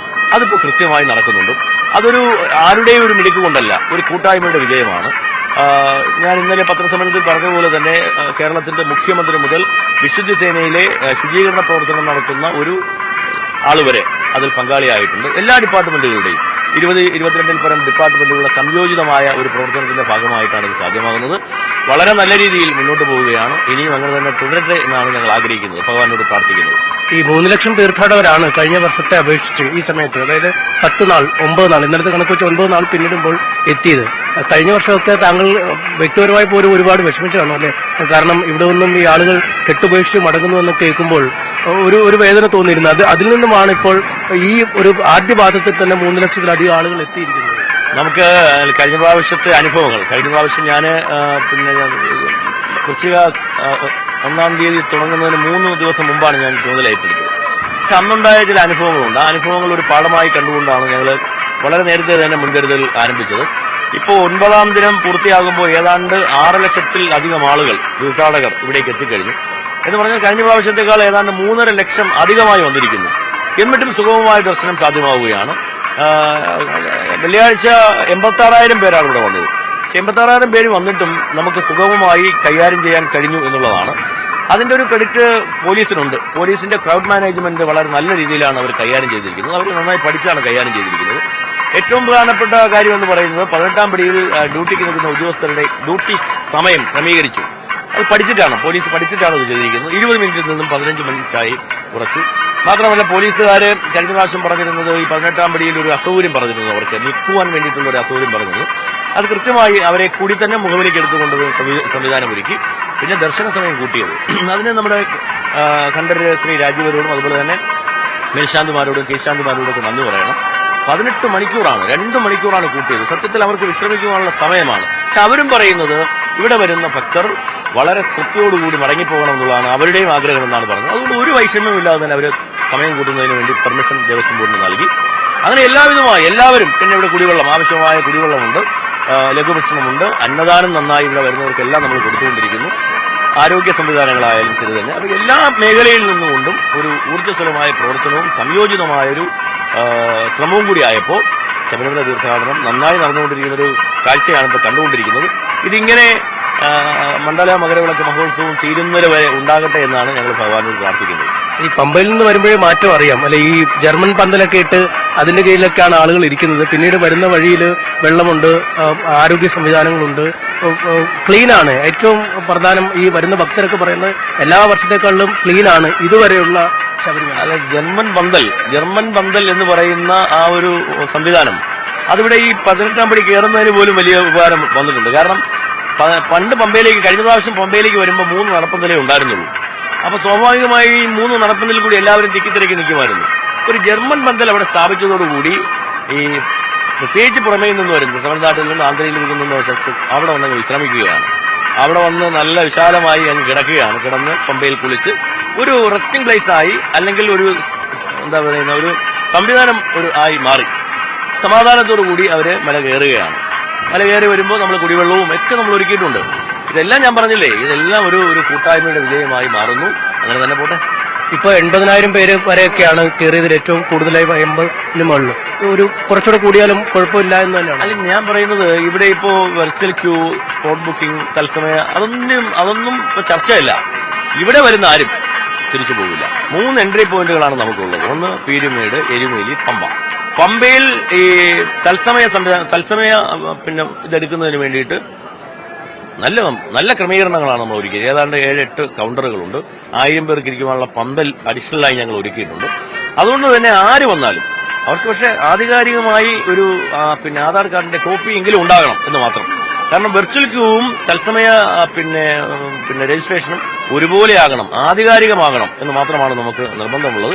അതുകൊണ്ട് തന്നെ ഒരു ആധാർ കാർഡിന്റെ കോപ്പിയുമായി വരുന്ന ആർക്കും, പുതം പിടിച്ചു വരുന്ന ആർക്കും തിരിച്ചു പോകേണ്ട ഒരു സ്ഥിതി ഉണ്ടാകില്ല എന്ന ആത്മവിശ്വാസത്തോടുകൂടി ദേവസ്വമോട് പറയുകയാണ്. എന്തായാലും പ്രസിഡന്റ് 2 സ്വപ്ന പദ്ധതികൾ നടക്കുന്നുണ്ട്. നമുക്കിപ്പോൾ കാണാം ഈ ആളുകൾ ഈ സോപാനത്തെത്തിയ ശേഷം ഇങ്ങനെ ഈ ഫ്ലൈ ഓവറിലൂടെ, അതായത് മേൽപ്പാലത്തിൽ കൂടി കറങ്ങിയാണ് ആ വശത്തൂടെ സന്നിധാനത്തേക്ക് പോകുന്നത്. അവിടെ ഒരു വശം തിരിഞ്ഞാണ് ദർശനം നടത്താൻ കഴിയുന്നത്. താങ്കളുടെ ഒരു സ്വപ്നമായി ഇപ്പോൾ നിൽക്കുന്നത് ഈ നേരിട്ട് ആളുകൾക്ക് ഒരു ദർശനം നടത്തുക എന്നതാണ്. അതിനെപ്പറ്റി താങ്കൾ ഏറെ സംസാരിക്കുന്നു. അധികം വൈകാതെ അത് ദേവസ്വം ബോർഡിന്റെ ഒരു ആഗ്രഹമാണ്. കാരണം ഇവിടെ എത്തുന്ന ഭക്തർക്ക് തൃപ്തിയോടുകൂടി ഭഗവാനെ കാണാൻ, തൊഴുതു പോകാൻ സാധിക്കണം. പലപ്പോഴും അത് കഴിയുന്നില്ല. അത് കഴിയാത്തത് വേറൊന്നും കൊണ്ടല്ല, ഇവിടുത്തെ ഒരു ക്രൗഡ് മാനേജ്മെന്റ് ഇങ്ങനെ ആയതുകൊണ്ടാണ്. എല്ലാവർക്കും ആഗ്രഹമുണ്ട് അത് മാറ്റണമെന്ന്. ഗവൺമെന്റ് സർക്കാരിന് ആഗ്രഹമുണ്ട്, പോലീസിന് ആഗ്രഹമുണ്ട്, എല്ലാവർക്കും ആഗ്രഹമുണ്ട്. പക്ഷെ അത് വളരെ അവധാനതയോടുകൂടി നടപ്പിലാക്കാൻ സാധിക്കുകയുള്ളൂ. അതിലൊരു ഡിസ്കഷൻ വേണം. പിന്നെ ഗവൺമെന്റ് സർക്കാരുമായിട്ടൊന്നൊരു ആലോചിക്കണം, കോടതിയുമായി ഒന്ന് ആലോചിക്കണം, എല്ലാവരുമായിട്ടൊന്ന് ആലോചിച്ച് അത് അടുത്ത വർഷം ഈ സീസൺ കഴിഞ്ഞ് മാസപൂജയ്ക്ക് ട്രയൽ ചെയ്ത് നടപ്പിലാക്കാനാണ് ബോർഡ് ആഗ്രഹിക്കുന്നത്. അത് കൂടുതൽ ചർച്ച വേണം. അതിന് എക്സിറ്റ് പോയിന്റ് നടപ്പന്തലിൽ വന്ന് എക്സിറ്റ് ആയിട്ട് ബെയിലി പാലം വഴി ചന്ദ്രാനന്ദൻ റോഡിലേക്ക് കയറ്റി വിടുന്ന ഒരു രീതിയിലുള്ള ചർച്ചയൊക്കെ വേണം. അങ്ങനെയാണ് നമ്മൾ ആലോചിക്കുന്നത്. അതിന്റെ ചർച്ചകൾ വളരെ പെട്ടെന്ന് തുടങ്ങും. എന്തായാലും അടുത്ത ഈ സീസൺ കഴിഞ്ഞ ഉടൻ തന്നെ അത് നടപ്പിലാക്കാനാണ് ഞങ്ങൾ ആലോചിക്കുന്നത്. അപ്പം ഈ റോപ്വേ എന്ന ഒരു വലിയ ദീർഘകാല സ്വപ്നം, ഏതാണ്ട് 14 വർഷം നീണ്ട സ്വപ്നമാണ് അല്ലെ? അതിന്റെ നടപടികൾ ആരംഭിച്ചിട്ട്, പക്ഷെ അത് ഒരു നടപ്പിലാക്കാൻ കഴിഞ്ഞില്ല. പക്ഷെ അതും താങ്കളുടെ കാലത്ത് നടക്കും. എന്റെ കാലത്ത് എന്നുള്ളതല്ല, അത് പുതിയ ദേവസ്വം വകുപ്പ് മന്ത്രി വന്നു. അദ്ദേഹത്തിന്റെ ചടുലമായ നീക്കങ്ങളാണ് അതിന് കാരണമായത്. അദ്ദേഹം ശ്രീ വി എൻ വാസവൻ അതിനു വേണ്ടിയിട്ട് ഒരുപാട് മീറ്റിംഗുകൾ റവന്യൂ വകുപ്പിന് വളരെ നന്ദി പറയുന്നു. വനം വകുപ്പ്, അങ്ങനെ റവന്യൂ വകുപ്പിന്റെയും വനം വകുപ്പിന്റെയും ഒരു കോർഡിനേഷനോടുകൂടി ദേവസ്വം വകുപ്പ് മന്ത്രി ഒരു നേതൃത്വം കൊടുത്തു. അങ്ങനെയാണ് സാധ്യമാവുന്നത്. എന്തായാലും വനവൽക്കരണം, വനപരിഹാര ഭൂമിയായിട്ട് 4.67 ഹെക്ടർ ഭൂമി റവന്യൂ വകുപ്പ് ദേവസ്വത്തിന് കൈമാറിക്കഴിഞ്ഞു. ആ ഫംഗ്ഷൻ കഴിഞ്ഞ 2 ദിവസങ്ങൾക്ക് മുമ്പ് റവന്യൂ വകുപ്പ് മന്ത്രിയുടെ ശ്രീ രാജന്റെ ഓഫീസിൽ വെച്ച് ദേവസ്വം വകുപ്പ് മന്ത്രി കൈമാറിക്കഴിഞ്ഞു. ഇനി ഒരു ചെറിയ വനം പരിസ്ഥിതി മന്ത്രാലയത്തിന്റെ ഒരു ചെറിയ പെർമിഷൻ കൂടി ആവശ്യമുള്ളൂ. അതും കൂടി കിട്ടിയാൽ നമ്മൾ പരിവേഷ് പോർട്ടലിലേക്ക് അപ്ലോഡ് ചെയ്ത് കഴിഞ്ഞാൽ വളരെ പെട്ടെന്ന് തന്നെ നമുക്ക് ശിലാസ്ഥാപനം നടത്തി മുന്നോട്ട് പോകാൻ സാധിക്കുമെന്നാണ് വിചാരിക്കുന്നത്. രണ്ട് കാര്യങ്ങളാണ്. അതിലൊന്ന് ഗുഡ്സും കാർ ആംബുലൻസും. ആദ്യഘട്ടം ഗുഡ്സ് എന്നുള്ളതാണ്. ആ ഗുഡ്സ് എന്ന് പറയുന്ന സംവിധാനത്തിന് പരിഹാരമായാൽ തന്നെ ഇവിടുത്തെ ട്രാക്ടറുമായി ബന്ധപ്പെട്ട് ഈ ഭക്തജനങ്ങൾക്കിടയിൽ ഉണ്ടായിരിക്കുന്ന ഒരു ആശങ്കയുണ്ട്. ആ ആശങ്ക പരിഹരിക്കാൻ സാധിക്കും. ഏതാണ്ട് 40 മുതൽ 60 വരെയുള്ള കാറുകളാണ് ഇത് ഉദ്ദേശിക്കുന്നത്. ഹിൽ ടോപ്പിൽ നിന്നും നമ്മുടെ ഈ സന്നിധാനത്തെ പോലീസ് ബാരക്കിന്റെ അതുവരെയാണ്. അതിന്റെ ആദ്യഘട്ടം വരുന്ന വർഷം, ഈ വർഷം വരുന്ന മണ്ഡല കാലത്തിന് മുമ്പ് പൂർത്തിയാക്കാൻ കഴിയുമെന്നാണ് വിചാരിക്കുന്നത്. അങ്ങനെ വന്നാൽ അത് ശബരിമലയിലെ വികസനത്തിന് ഒരു പുതിയ നാന്ദിയായി മാറുന്ന കാര്യത്തിൽ ഒരു സംശയമില്ല. ഈ ചില പ്രചരണങ്ങൾ എല്ലാ വർഷവും ശബരിമലയുമായി ബന്ധപ്പെട്ട പ്രചാരണങ്ങളൊക്കെ ഉണ്ടായിരുന്നു. പ്രത്യേകിച്ചും ഈ വാവരുനടയുമായി ബന്ധപ്പെട്ട് ചില ദൈവപ്രശ്നങ്ങളുണ്ട്. ഒപ്പം ഈ വാവരുനടയിൽ പോകരുതെന്ന ആഹ്വാനം ചില രാഷ്ട്രീയ കേന്ദ്രങ്ങളിലൊക്കെ വരുന്നു. അത്തരം പ്രചാരണങ്ങളെ ഞാനതിനൊരു മറുപടി പറയുന്നില്ല. അതൊക്കെ എല്ലാവരും തിരിച്ചറിയും. ശബരിമലയെ നന്നായി നടക്കുന്നതും ശബരിമലയിൽ ഭക്തർ തൃപ്തിയോടുകൂടി മടങ്ങിപ്പോകുന്ന കാഴ്ചയാണ് നമ്മൾ കാണുന്നത്. അതിനൊക്കെ തുരങ്കം വയ്ക്കാനുള്ള ചില നീക്കങ്ങൾ ചില മേഖലകളിൽ നിന്നുണ്ടാകുന്നു. അതൊക്കെ കേരളത്തിലെ ഭക്തർ അത് വിവേകമുള്ളവരാണ്, അവർ തിരിച്ചറിയും. ഞാനൊന്നും മറുപടിയേ പറയുന്നില്ല. ഇത്രയും വലിയൊരു കേന്ദ്രം വേറെ ഇല്ല. മാനവ മൈത്രിയുടെയും ഈ ലോകത്ത് ശബരിമലയുടെ പ്രതീകം എന്താണ്? മതസൗഹാർദ്ദത്തിന്റെ ആരാധനാ കേന്ദ്രം, ഹാർമണിയുടെ ആരാധനാ കേന്ദ്രം എന്നാണ്. അതിനെ തകർക്കുവാനുള്ളൊരു ശ്രമങ്ങളാണ് നടത്തുന്നത്. അതിനെതിരെ ശക്തമായ പ്രതികരണം ഭക്തരുടെ ഭാഗത്തു നിന്ന് ഉണ്ടായിക്കോളും. അതുകൊണ്ട് അതിനൊന്നും നമ്മൾ മറുപടിയേ പറയുന്നില്ല. എന്തായാലും അദ്ദേഹം ഈ ഘട്ടത്തിൽ സന്തോഷവാനാണ്. ഈ രീതിയിൽ തന്നെ ഈ തീർത്ഥാടന കാലം മുന്നോട്ട് പോകട്ടെ. ഒപ്പം ഈ ശബരിമല കൊതിക്കുന്ന ഒരുപാട് വികസന പ്രവർത്തനങ്ങളും നടക്കാനുണ്ട്. അവയും കൃത്യമായ ദിശാബോധത്തോടുകൂടി മുന്നോട്ട് പോകട്ടെ എന്ന ഒരു ആഗ്രഹം തന്നെയാണുള്ളത്. ദേവസ്വം ബോർഡ് പ്രസിഡന്റാണ് ഇത്രയും നേരം നമ്മളോട് സംസാരിച്ചത്. ശരി, ശബരിമലയിൽ നിന്നും വലിയ തിരക്ക് അനുഭവപ്പെടുന്നുണ്ട്. ഒപ്പം ദേവസ്വം ബോർഡിന്റെ ഇനിയുള്ള നടപടികൾ ഏത് രീതിയിലാണെന്ന കാര്യങ്ങൾ കൂടിയാണ് MS അനീഷ് കുമാറാണ് അവിടെ നിന്ന് വിവരങ്ങൾ നൽകിയത്.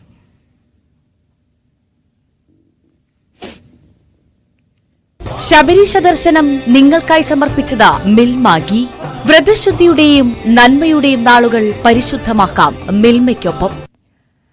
ഇനി നമ്മൾ അതിഥി വിശേഷത്തിലേക്ക് കടക്കുകയാണ്. News 18 Keralam digital influencers award 2024. നമ്മൾ ഡിജിറ്റൽ ഇൻഫ്ലുവൻസേഴ്സിന് അവാർഡ് നൽകിക്കഴിഞ്ഞു. അതിന്റെ ടെലികാസ്റ്റ് ഡേറ്റ് വരുന്നത് ഈ ശനി ഞായർ ദിവസങ്ങളിലാണ്. വരുന്ന വ്യാഴാഴ്ച മുതൽ ന്യൂസ് 18 ഡിജിറ്റൽ പുരസ്കാര വിതരണ ചടങ്ങുകൾ ന്യൂസ് 18 സംപ്രേഷണം ചെയ്യും. വ്യാഴാഴ്ച വൈകിട്ട് 5-ന് പുരസ്കാര ജേതാക്കളും അതിഥികളും ഒക്കെ വിശേഷങ്ങൾ പങ്കുവച്ച് റെഡ് കാർപ്പറ്റ് കാണാം. വെള്ളിയാഴ്ച വൈകിട്ട് 5-ന് പുരസ്കാര ജേതാക്കളുമായി എൽദോപ്പോൾ പുതുശ്ശേരിയും ഭവ്യ പാർവതിയും നടത്തിയ ചിറ്റ്ചാറ്റുണ്ട്. ശനിയാഴ്ചയും ഞായറാഴ്ചയും വൈകിട്ട് 4:30 മുതൽ പുരസ്കാരദാന ചടങ്ങ് ന്യൂസ് 18 കാണാം. അങ്ങനെ 3 ഘട്ടങ്ങളായിട്ടാണ് ഈ അവാർഡ് ഞങ്ങൾ പ്രേക്ഷകരിലേക്ക് എത്തിക്കുന്നത്. എന്തായാലും മോർണിംഗ് ഷോയിൽ ആ അതിഥികളെ കൂടി ഞങ്ങൾ എത്തിക്കുകയാണ്. അവർക്ക് എന്തൊക്കെയാണ് പറയാനുള്ളത് നോക്കാം. ഇന്ന് നമുക്കൊപ്പം ചേരുന്നത് ഞങ്ങളുടെ വൈറൽ സ്റ്റാർസ് ആണ് അമൽ ആൻഡ് സിത്താര. സ്വാഗതം രണ്ടുപേർക്കും. ആദ്യം തന്നെ അഭിനന്ദനങ്ങൾ. വലിയ തിരക്കിലാണ്. എപ്പോൾ വിളിച്ചാലും അമലിനെയും കിട്ടില്ല, സിത്താരയും കിട്ടില്ല. രണ്ടുപേരും വലിയ തിരക്കിലാണ്. ആദ്യം നമുക്ക് പുരസ്കാരത്തിൽ നിന്ന് തുടങ്ങാം. എങ്ങനെയാ സന്തോഷം പങ്കുവെക്കുന്നത് ഞങ്ങളുമായിട്ട്? വെരി ഗുഡ് മോർണിംഗ് ചേച്ചി.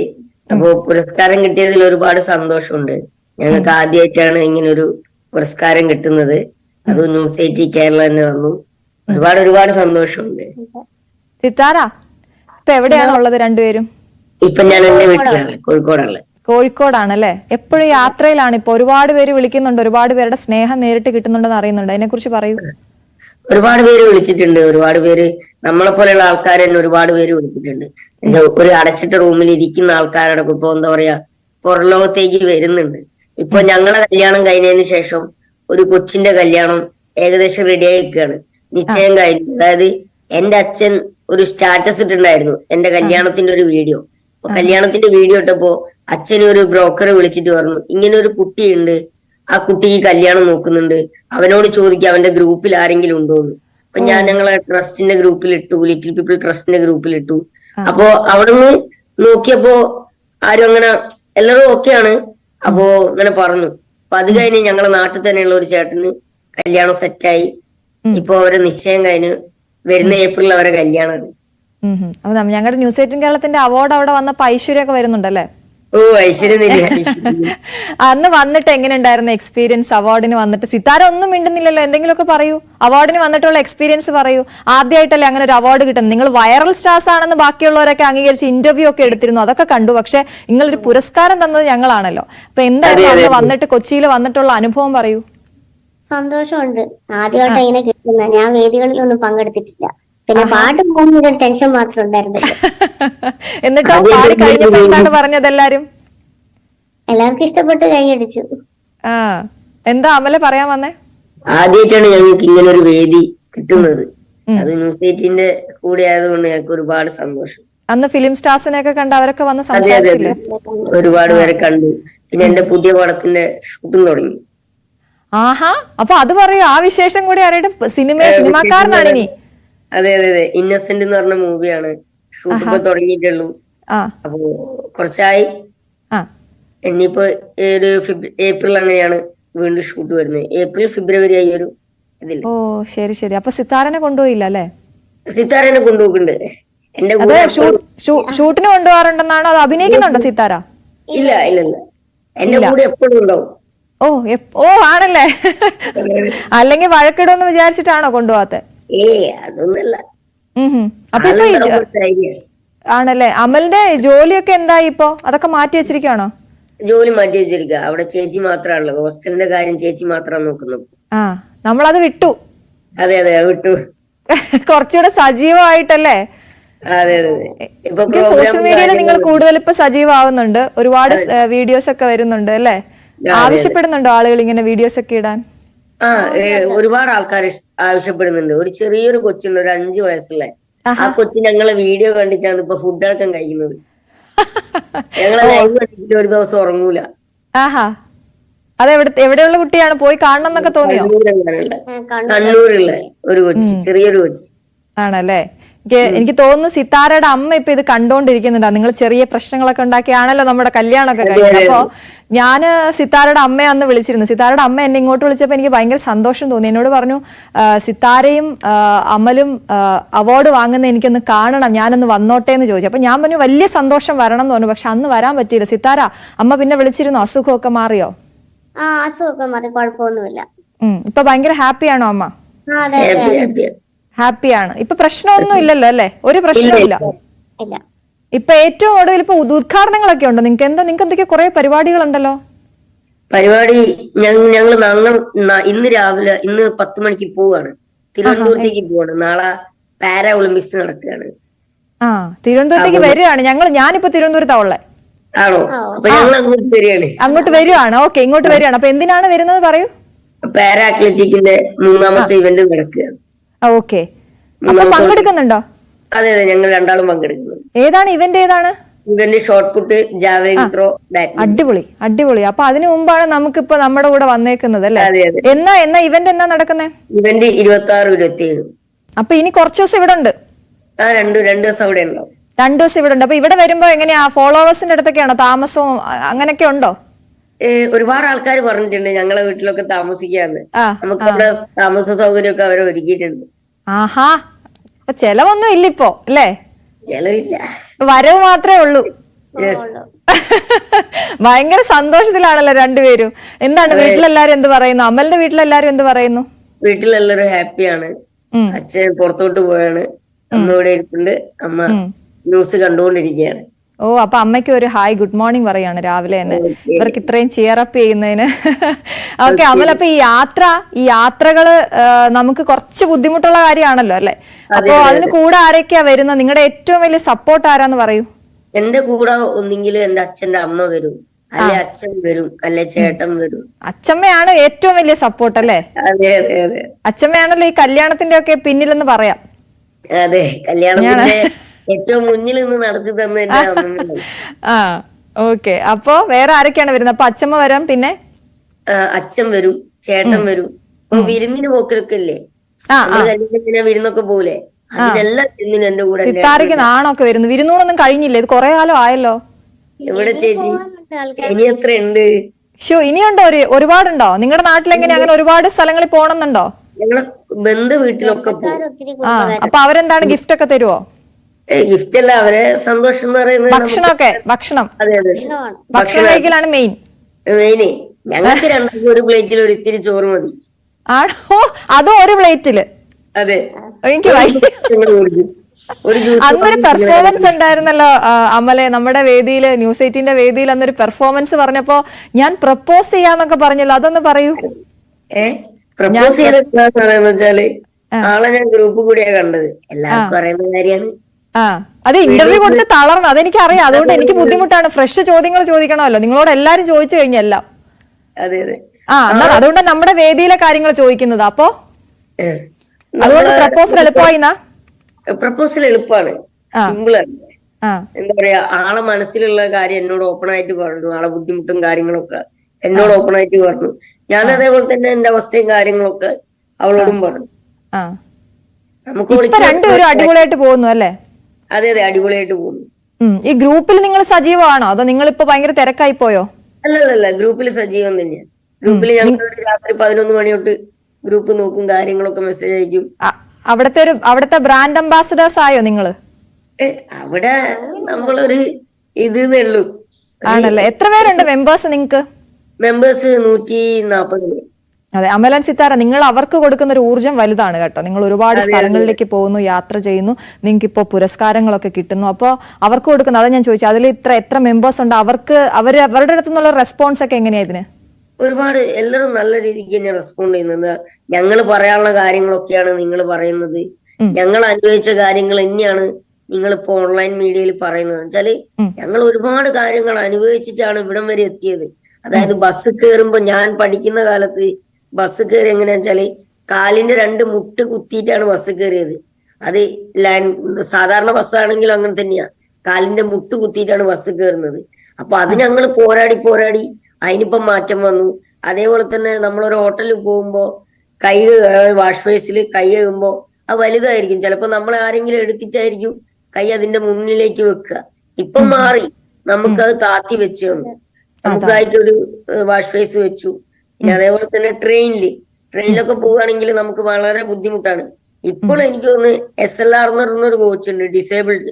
ഞങ്ങൾ മെന്നാണ് എറണാകുളത്ത് നിന്ന് വരുമ്പോ പ്ലാറ്റ്ഫോമിൽ നിർത്തിയില്ല, കുറച്ച് പുറത്താ നിർത്തിയത്. അപ്പൊ ഞാൻ TT-നോട് ചോദിച്ചു, ഗാർഡിനോട് ഞാൻ ചോദിച്ചു, ഞങ്ങൾക്ക് കയറാൻ പറ്റില്ല, ഞങ്ങൾ ഡിസേബിൾഡ് ഉള്ള ആളാ, വൈകിലുള്ള ആളാ, ഞങ്ങൾ എങ്ങനെ ഇതിൽ കയറും, കുറച്ച് മുന്നോട്ടാക്കുന്നു പറഞ്ഞു. അപ്പൊ തന്നെ ആള് മുന്നോട്ടാക്കി തന്നു.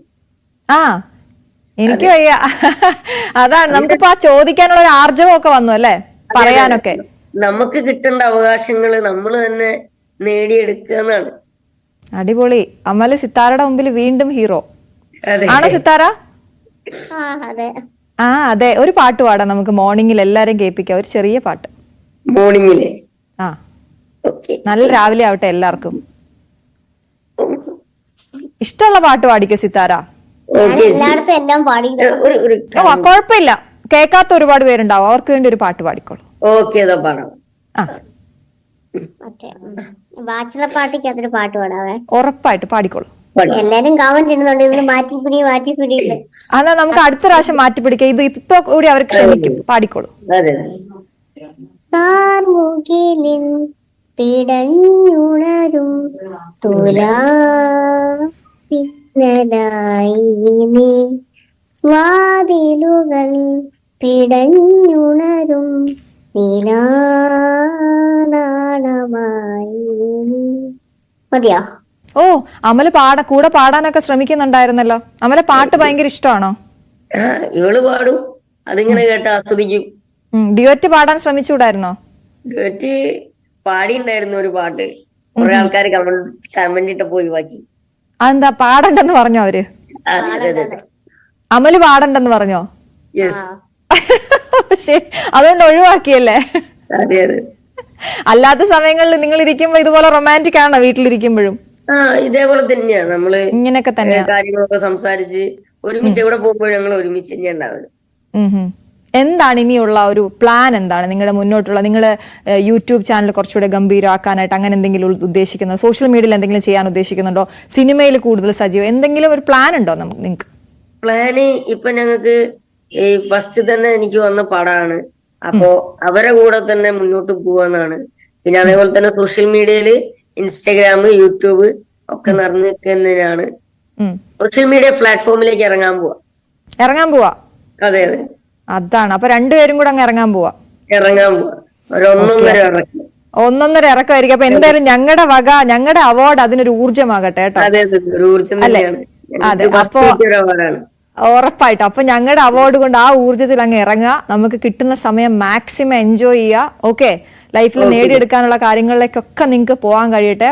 എന്തായാലും ഞങ്ങൾക്ക് അതിഥിയായി എത്തിയതിന് ഒരിക്കൽ കൂടി നിങ്ങളുടെ ആ ഫോട്ടോ നമുക്കൊന്ന് കാണാം. എന്തായാലും ന്യൂസ് 18 കേരളത്തിന്റെ ഡിജിറ്റൽ ഇൻഫ്ലുവൻസേഴ്സ് അവാർഡ് 2024 ഞങ്ങളുടെ വൈറൽ സ്റ്റാർസ് ആണ് അമൽ ആൻഡ് സിത്താര.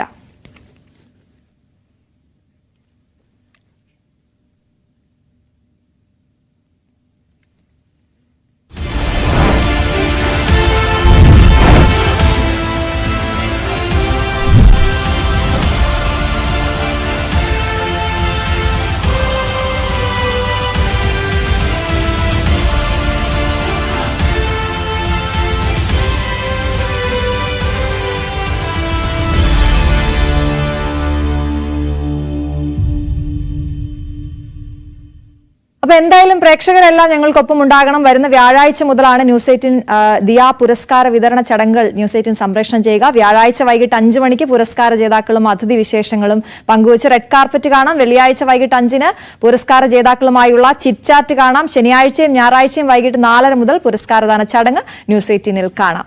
ഇനി ഒരു ഇടവേളയിലേക്ക് പോവുകയാണ്. ഇടവേളയ്ക്ക് ശേഷം ഫാസ്റ്റ് ന്യൂസ് കൃഷ്ണേന്ദു ചേരും.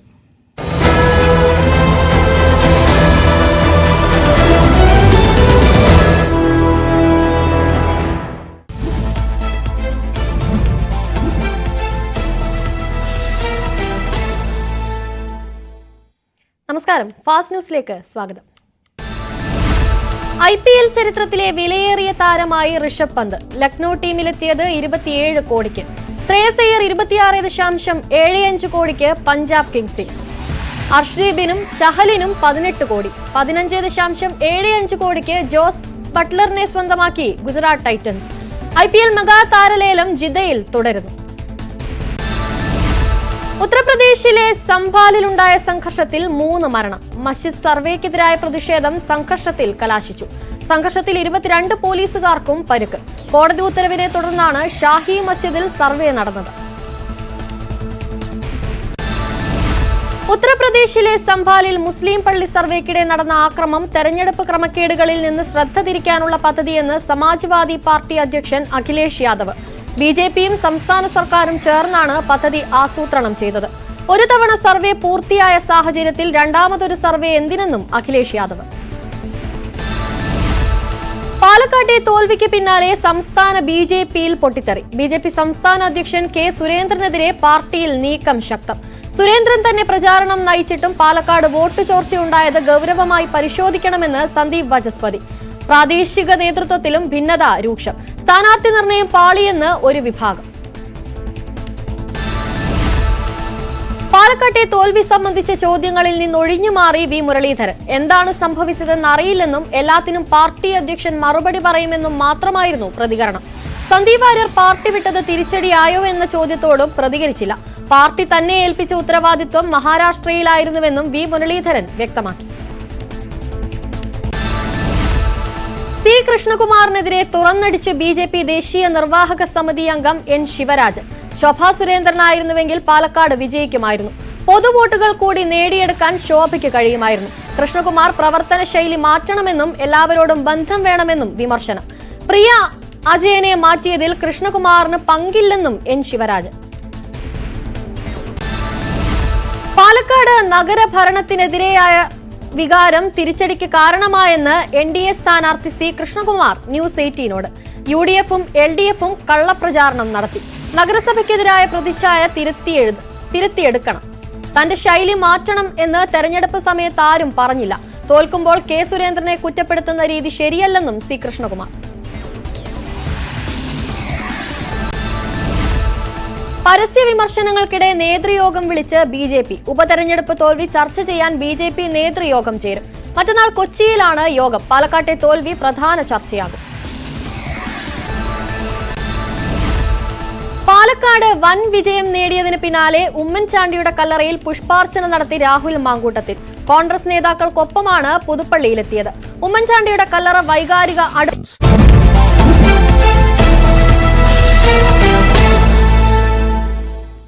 നമസ്കാരം, ഫാസ്റ്റ് ന്യൂസിലേക്ക് സ്വാഗതം. പാർലമെന്റിന്റെ ശീതകാല സമ്മേളനത്തിന് ഇന്ന് തുടക്കം. വഖഫ് നിയമ ഭേദഗതിയും ഒരു രാജ്യം ഒരു തിരഞ്ഞെടുപ്പും ബില്ലുകളായെത്തും.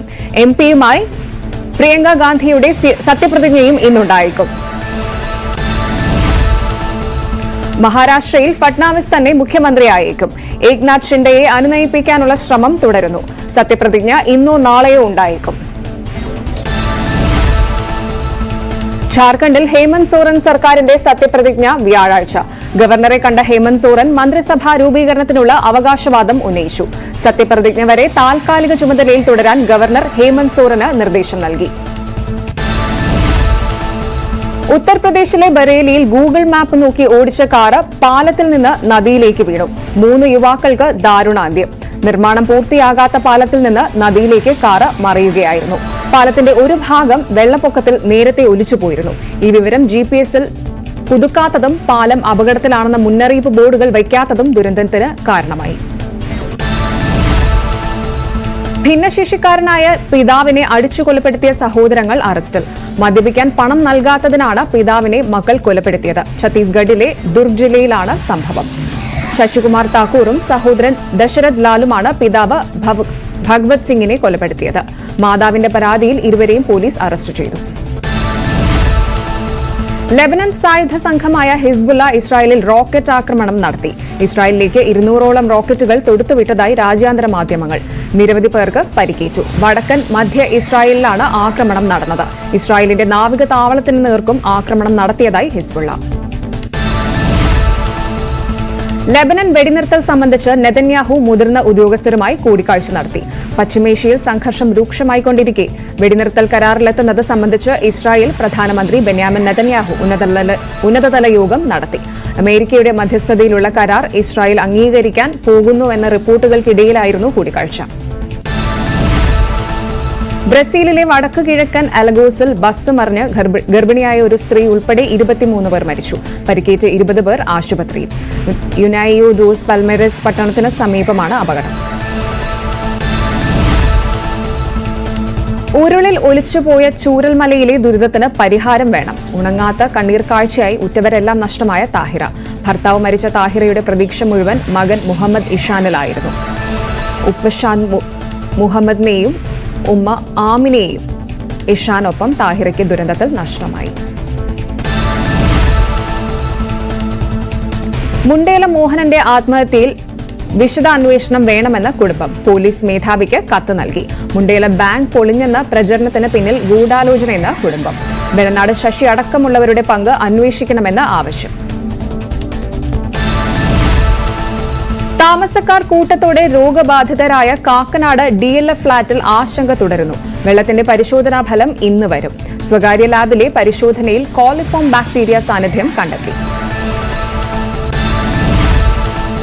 മുനമ്പം സമരം നിർത്താൻ മുഖ്യമന്ത്രിയുടെ ഉറപ്പു പോരാ. സമരം തുടർന്ന് നാട്ടുകാർ. ഇന്ന് 44ാം ദിവസം. മുൻ കേന്ദ്രമന്ത്രി വി മുരളീധരൻ മുനമ്പം സമരപന്തലിലെത്തും. ശബരിമലയിലേക്ക് തീർത്ഥാടക പ്രവാഹം തുടരുന്നു. ആദ്യത്തെ 10 ദിവസം ദർശനം നടത്തിയത് മുൻ വർഷങ്ങളിലേക്കാൾ തീർത്ഥാടകർ. 18ാം പടി കയറി എത്തുന്നവർക്ക് നേരെ ശ്രീകോവിൽ ദർശനം സാധ്യമാക്കാൻ നടപടികളുമായി ദേവസ്വം ബോർഡ്. ശബരിമല സന്നിധാനത്ത് എത്തുന്ന ഭക്തരുടെ ദീർഘകാല ആവശ്യം. നേരെ ദർശനത്തിനുള്ള നടപടികളുമായി ദേവസ്വം ബോർഡ്. പുതിയ രീതിയിൽ നടപ്പിലായാൽ 18ാം പടി കടന്നെത്തുന്ന ഭക്തർക്ക് സന്നിധാനം മേൽപ്പാലം ഒഴിവാക്കി നേരെ ശ്രീകോവിലിന് മുന്നിലെത്താം. പെരിന്തൽമണ്ണ സ്വർണ്ണക്കൊള്ളയിൽ 8 പേർ കൂടി കസ്റ്റഡിയിൽ. കൊള്ളയടിച്ച 3.5 കിലോ സ്വർണ്ണത്തിൽ പകുതിയോളം കണ്ടെടുത്തതായി സൂചന. ബലാത്സംഗ കേസിൽ നടൻ ബാബുരാജിന്റെ മുൻകൂർ ജാമ്യാപേക്ഷ ഹൈക്കോടതി ഇന്ന് പരിഗണിക്കും. ജസ്റ്റിസ് CS ഡയസ് അധ്യക്ഷനായ സിംഗിൾ ബെഞ്ചാണ് വാദം കേൾക്കുന്നത്. ബാബുരാജിന് മുൻകൂർ ജാമ്യം നൽകരുതെന്നാണ് പ്രോസിക്യൂഷൻ നിലപാട്. മൂന്നാറിലെ റിസോർട്ടിൽ ജീവനക്കാരിയായിരുന്ന യുവതിയെ സിനിമയിൽ അവസരം വാഗ്ദാനം ചെയ്ത് ബലാത്സംഗം ചെയ്തുവെന്നാണ് കേസ്. കളമശ്ശേരി സ്ഫോടനത്തിന് പിന്നാലെയുള്ള വിദ്വേഷ പരാമർശത്തിലെ പോലീസ് നടപടി ചോദ്യം ചെയ്ത് നൽകിയ ഹർജികൾ ഹൈക്കോടതി ഇന്ന് പരിഗണിക്കും. BJP നേതാക്കളായ രാജീവ് ചന്ദ്രശേഖർ, അനിൽ ആന്റണി എന്നിവരുടെ ഹർജികൾ പരിഗണിക്കും. 2 കേസുകളാണ് നേരത്തെ എറണാകുളം സെൻട്രൽ പോലീസ് രജിസ്റ്റർ ചെയ്തത്. കൂത്തുപറമ്പ് വെടിവയ്പിന് ഇന്ന് 30 ആണ്ട്. MV രാഘവനെതിരെ പ്രതിഷേധിച്ച് DYFI പ്രവർത്തകരെയാണ് പോലീസ് വെടിവെച്ചു കൊന്നത്. വെടിയേറ്റ് 3 പതിറ്റാണ്ടോളം ജീവിക്കുന്ന രക്തസാക്ഷിയായി മാറിയ പുഷ്പൻ ഇല്ലാത്ത ആദ്യ വാർഷികമാണ് ഇന്ന്. കോഴിക്കോട് ചേവായൂർ സർവീസ് സഹകരണ ബാങ്ക് തെരഞ്ഞെടുപ്പ് അട്ടിമറിക്കപ്പെട്ടെന്നും പോലീസ് സംരക്ഷണം നൽകിയില്ലെന്നും ചൂണ്ടിക്കാട്ടി നൽകിയ ഹർജി. കോൺഗ്രസ് നൽകിയ ഹർജി ഹൈക്കോടതി ഇന്ന് പരിഗണിക്കും. കോൺഗ്രസ് സ്ഥാനാർത്ഥികളായ 11 പേരാണ് ഹർജി നൽകിയത്. അയൽവാസിയായ വീട്ടമ്മയെ പീഡിപ്പിച്ച് വീഡിയോ പകർത്തിയ വ്ലോഗർ അറസ്റ്റിൽ. വീട്ടമ്മയുടെ പരാതിയിൽ മാരാംകോട് സ്വദേശി ബിനീഷ് ബെന്നി അറസ്റ്റിൽ. കോടതിയിൽ ഹാജരാക്കാൻ കൊണ്ടുപോകുന്നതിനിടെ പോലീസിനെ ആക്രമിച്ച് രക്ഷപ്പെടാനും പ്രതി ശ്രമം നടത്തി. മദ്യലഹരിയിൽ അപകടകരമായി വാഹനമോടിച്ചു. നടൻ ഗണപതിക്കെതിരെ കേസെടുത്ത് പോലീസ് നിർദ്ദേശങ്ങൾ അവഗണിച്ചെന്നും കേസ്. ദേശീയപാതയിൽ അങ്കമാലിക്കും കളമശ്ശേരിക്കും ഇടയിലാണ് അപകടകരമായ രീതിയിൽ വാഹനമോടിച്ചത്. ഗുണ്ടാ സംഘം പോലീസുകാരെ കൂട്ടമായി ആക്രമിച്ചു. ജന്മദിനാഘോഷത്തിന് ആളൊഴിഞ്ഞ വീട്ടിൽ ഒത്തുകൂടിയ സംഘമാണ് പോലീസുകാരെ ആക്രമിച്ചത്. നെടുമങ്ങാട് CI ഉൾപ്പെടെ 6 പോലീസുകാർക്ക് പരിക്കേറ്റു. 8 ഗുണ്ടകളെ പോലീസ് സാഹസികമായി പിടികൂടി. 12 പേർ ഓടി രക്ഷപ്പെട്ടു. എറണാകുളം കളമശ്ശേരിയിലെ വീട്ടമ്മയുടെ കൊലപാതകത്തിൽ 2 പേർ പിടിയിൽ. കാക്കനാട് സ്വദേശി ഗിരീഷ് ബാബു, ഖദീജ എന്നിവരാണ് പിടിയിലായത്. കൊല്ലപ്പെട്ട JC എബ്രഹാമിന്റെ സുഹൃത്താണ് പിടിയിലായ ഗിരീഷ് ബാബു. ഇയാളുടെ വനിതാ സുഹൃത്താണ് ഖദീജ. JCയുടെ സ്വർണവും പണവും മോഷ്ടിക്കാനായിരുന്നു കൊലപാതകമെന്ന് പോലീസ്. ഇടുക്കി ഹൈറേഞ്ചിൽ നിന്നുള്ള ദീർഘദൂര സർവീസുകൾ KSRTC നിർത്തുന്നതായി ആരോപണം. സർവീസുകൾ ലാഭകരമല്ലാത്തതാണ് പ്രതിസന്ധിക്ക് കാരണം. ബസ്സുകൾ കുറഞ്ഞതോടെ മലയോര മേഖലയിലെ യാത്രക്കാരും ദുരിതത്തിൽ. സ്വന്തമായി വടംവലി ടീം.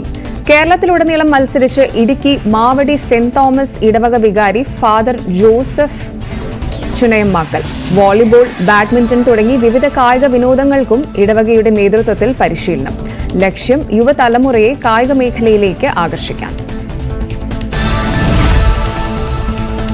ശില്പനിർമ്മാണത്തിൽ ശ്രദ്ധേയനായി ഇടുക്കി മേരികുളം സ്വദേശി മണലിൽ തങ്കച്ചൻ. പാഴ്വസ്തുക്കളും മരത്തടികളും തങ്കച്ചന്റെ കരവിരുതിൽ മനോഹര ശില്പങ്ങളായി മാറും. ശാരീരിക അവശതകൾക്കിടയിലും കലയെ ചേർത്ത് നിർത്തുകയാണ് ഈ കലാകാരൻ. കോതമംഗലം കവളങ്ങാട് സമരപ്രചാരണ ജാഥയുമായി NREG workers union. November 27 panchayat office മാർച്ചിന് മുന്നോടിയായാണ് ജാഥ. CPM Neriamangalam local secretary KE Joy ജാഥ ക്യാപ്റ്റൻ നിർമ്മല മോഹന് പതാക കൈമാറി.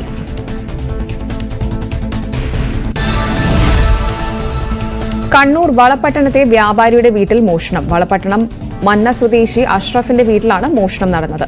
1 കോടി രൂപയും 300 പവനും നഷ്ടപ്പെട്ടതായി പരാതി. വീട്ടുകാർ വീട് പൂട്ടി യാത്ര പോരുന്ന സമയമായിരുന്നു മോഷണം. പോലീസ് സ്ഥലത്തെത്തി അന്വേഷണം തുടങ്ങി.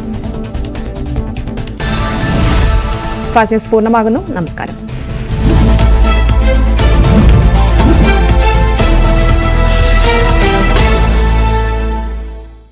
Thank you Krishnendu. നമ്മൾ ആ കണ്ണൂർ വളപട്ടണത്ത് നടന്ന വൻ കവർച്ചയുടെ വിശദാംശങ്ങളിലേക്ക് പോവുകയാണ്. വ്യാപാരിയായ വളപട്ടണം മന്ന സ്വദേശി അഷ്റഫിന്റെ വീട്ടിൽ നിന്നാണ് 1 കോടി രൂപയും 300 പവനും കവർന്നത്. വീട്ടിൽ ആളില്ലാതിരുന്ന സമയമാണ് കവർച്ച നടന്നിരിക്കുന്നത്. വീട്ടുകാർ തിരികെ എത്തിയപ്പോഴാണ് മോഷണ വിവരം അറിയുന്നത്. KV ബൈജു വാർത്തയുടെ വിശദാംശങ്ങളുമായി ചേരുന്നു. Baiju, good morning. വലിയൊരു കവർച്ചയാണല്ലോ നടന്നിരിക്കുന്നത്. എന്താണ് പോലീസിന് ഇപ്പോൾ അന്വേഷണം എവിടെ എത്തി നിൽക്കുന്നു? CCTV ഒക്കെ ഉള്ള വീടാണല്ലോ. അശ്വതി, തീർച്ചയായും വലിയൊരു കവർച്ച എന്ന് പറയേണ്ടി വരും. 1 കോടി രൂപയും അതുപോലെ തന്നെ 300 പവനും നഷ്ടപ്പെട്ടതായാണ് ഇപ്പോൾ കുടുംബം വളപട്ടണം പോലീസിൽ പരാതി നൽകിയിരിക്കുന്നത്. ഈ സംഭവം 19-ാം തീയതി ഈ കുടുംബം വീട് പൂട്ടി മധുരയിലെ ഒരു വിവാഹ ചടങ്ങിന് പോയതായിരുന്നു. ഇന്നലെയാണ് ഇവർ തിരിച്ചെത്തിയത്. തിരിച്ചെത്തിയപ്പോഴാണ് ഇത്തരത്തിൽ കവർച്ച നടന്നത് ശ്രദ്ധയിൽപ്പെടുന്നത്. ഈ വീട്ടിൽ വലിയൊരു വീടാണ്. വീട്ടിൽ CCTV ക്യാമറകളൊക്കെ ഉണ്ട്. ഏതായാലും ഒരു 3 അംഗ സംഘമാണ് ഈ കവർച്ച നടത്തിയെന്ന ഒരു നിഗമനം ഇപ്പോൾ പോലീസിൽ നിന്ന് നമുക്ക് ലഭിക്കുന്നുണ്ട്. അതായത് ഈ 19-ാം തീയതി കുടുംബം ഇവിടുന്ന് പോകുന്നു. 20-ാം തീയതി ഈ കവർച്ച നടന്നതായാണ് CCTVയിൽ നിന്നുള്ള സൂചനകളുണ്ട്. ആ CCTV ഒക്കെ ഇപ്പോൾ പോലീസ് പരിശോധിക്കുന്നുണ്ട്. ഈ അതായത് ഈ വളപട്ടണം ടൗണിലെ വളരെ ടൗണിനടുത്തായ ഒരു വീടാണിത്. വലിയ വീടാണ്. ആ വീടിലാണ് ഇപ്പോൾ കവർച്ച നടന്നത്. ഇദ്ദേഹം ഒരു അരി വ്യാപാരിയാണ്. അഷ്റഫ് ട്രേഡേഴ്സ് എന്ന ഒരു അരി കച്ചവടം നടത്തുന്ന വലിയൊരു ശൃംഖലയുള്ള, അതായത് ബിരിയാണി അരി അത്തരത്തിൽ വലിയ വ്യാപാര ശൃംഖലയുള്ള ഒരാളാണ്. ഈ വീട്ടിൽ നിന്നാണ് ഇത്തരത്തിൽ വലിയ തോതിലുള്ള കവർച്ച നടന്നിരിക്കുന്നത്.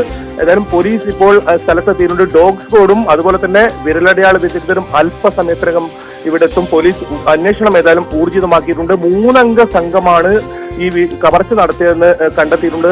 ഒരു പ്രാഥമികമായ ഒരു നിഗമനമാണ് അത്.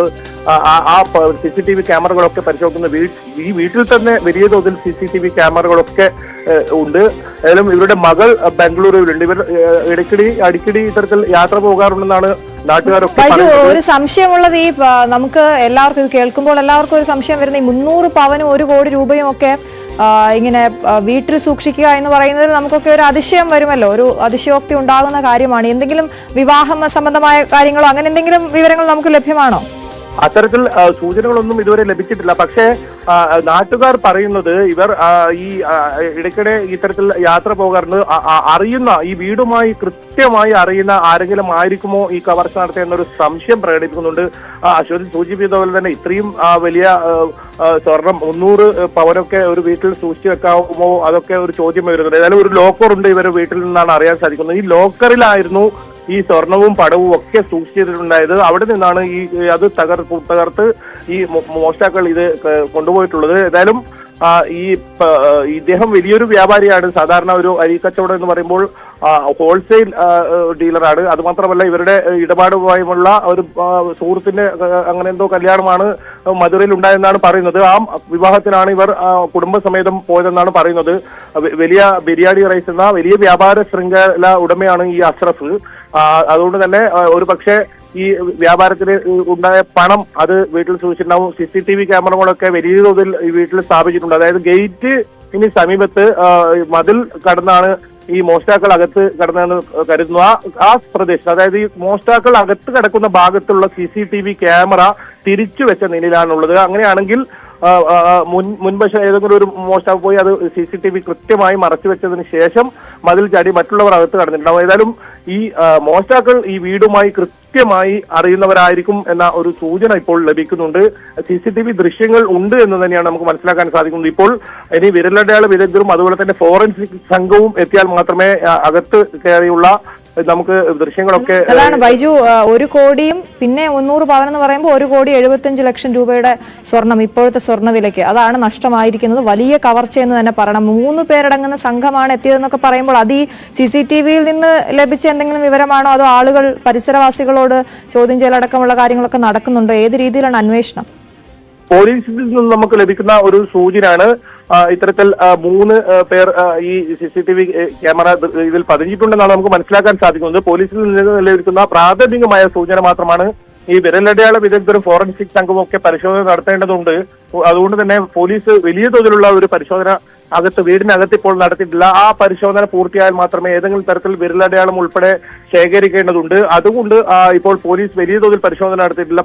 ഈ കുടുംബമാണ് ഇത്തരത്തിൽ 1 കോടി രൂപയും 300 പവനും നഷ്ടപ്പെട്ടതായി പരാതി നൽകിയിരിക്കുന്നത്. ഇന്നലെ രാത്രിയാണ് ഈ കുടുംബം തിരിച്ചെത്തിയപ്പോൾ ഈ മോഷണം നടന്ന വിവരം അറിയുന്നത്. നേരത്തെ പറഞ്ഞതുപോലെ തന്നെ 19-ാം തീയതി, അതായത് ചൊവ്വാഴ്ച ഈ കുടുംബം വീട് പൂട്ടി പോകുന്നു. ബുധനാഴ്ചയാണ് CCTVയിൽ ഇത്തരത്തിൽ ദൃശ്യങ്ങൾ പതിഞ്ഞിട്ടുള്ളതാണ് നമുക്ക് മനസ്സിലാക്കാൻ സാധിക്കുന്നത്. എങ്കിൽ ബുധനാഴ്ച രാത്രി 8 മണിക്ക് ആ സമയത്താണ് ഈ കവർച്ച നടന്നിട്ടുള്ളത്. അതായത് കൃത്യമായി കുടുംബം ഇവിടെ ഇല്ല എന്ന് മനസ്സിലാക്കി ഒരു സംഘമായിരിക്കും, ആളുകളായിരിക്കും ഈ കവർച്ച നടത്തുന്ന ഒരു നിഗമനമാണ് ഇപ്പോൾ വരുന്നത്. അങ്ങനെയാണെങ്കിൽ ഈ മോഷ്ടാക്കളിലേക്ക് വളരെ പെട്ടെന്ന് എത്താൻ സാധിക്കും. അപ്പോഴും ഒരു ചോദ്യം വരുന്നത് ഇത്രയും വലിയ 300 പവനൊക്കെ വീട്ടിൽ സൂക്ഷിക്കുന്നത്. കാരണം ഇപ്പോൾ പൊതുവെ കവർച്ചയൊക്കെ വലിയ തോതിൽ റിപ്പോർട്ട് ചെയ്യുന്ന ഓരോ ദിവസവും ഈ കവർച്ച പെരുകുന്ന ഒരു സമയമാണ്. അപ്പോഴും ഇത്രയും വലിയൊരു തുക വീട് പൂട്ടി ഇങ്ങനെ സൂക്ഷിക്കുന്നത് ആ കാര്യത്തിലും ഒരു സംശയമുണ്ട്. ഏതായാലും കൂടുതൽ ബൈജു, ഈ വീട് പൂട്ടി സൂക്ഷിക്കുന്നതിൽ ഒരു അതിശയമുണ്ട്. അതിനപ്പുറത്തേക്ക് ഇവർ പുറത്തേക്ക് പോകുമ്പോൾ അത് ആരെയും ഏൽപ്പിച്ചിരുന്നില്ലേ? സെക്യൂരിറ്റി അടക്കമുള്ള കാര്യങ്ങളൊന്നും ആ വീട്ടിൽ ഉണ്ടായിരുന്നില്ല. ഇത്രയും വലിയ സമ്പത്തുള്ള വീടാണല്ലോ, വലിയ വീടാണല്ലോ. അപ്പോൾ അവിടെ സെക്യൂരിറ്റി ഒന്നും ഏൽപ്പിച്ചിരുന്നില്ല എന്ന് വേണം മനസ്സിലാക്കാൻ, അല്ലേ? തീർച്ചയായും അങ്ങനെ അത്തരത്തിലുള്ള സെക്യൂരിറ്റി ഒന്നുമില്ല. വലിയ തോതിലുള്ള മതിലാണ്, ആ മതിലിന് അകത്തുള്ള വീടാണ്. വീട്ടിൽ ആരും തന്നെ ഉണ്ടായിരുന്നില്ല. ഒരു വാഹനം മാത്രമാണ് അവിടെ ഉണ്ടായിരുന്നത്. മാത്രമല്ല ഇത് വളപട്ടണം ടൗണിനോട് വളരെ ചേർന്ന് പ്രധാന പാതയിലൂടെ വളരെ അടുത്തായ ഒരു വീടാണ്. ഒരുപാട് വാഹനങ്ങൾ കടന്നു പോകുന്ന ഒരു വഴിയാണ്. ആ സ്ഥലത്താണ് CCTV ദൃശ്യം പ്രകാരം നോക്കുമ്പോൾ 8 മണിക്ക്, രാത്രി 8 മണിക്കാണ് കവർച്ച നടന്നിരിക്കുന്നത്. വലിയ ആൾത്തിരക്കുള്ള പ്രധാന പാത അരികിലുള്ള ഒരു വീട്.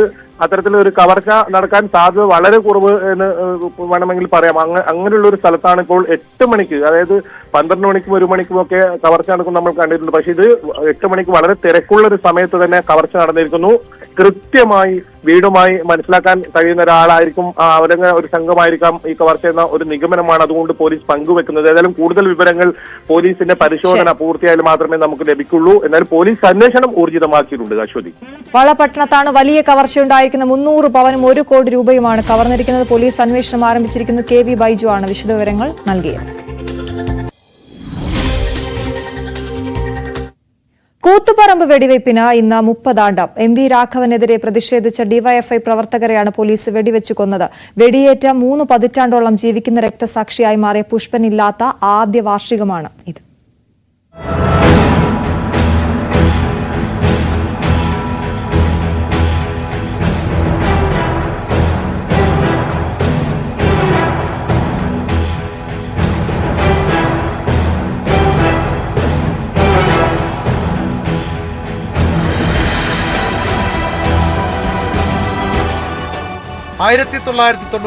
നവംബർ 25 കേരള രാഷ്ട്രീയ ചരിത്രത്തിലെ കറുത്ത ദിനങ്ങളിലൊന്ന്. എന്നാൽ യുവജന സംഘടനയായ ഡിവൈഎഫ്ഐക്ക് ഉജ്ജ്വലമായ സമരവീര്യത്തിന്റെ ഓർമ്മ ദിനമാണ് ഇത്.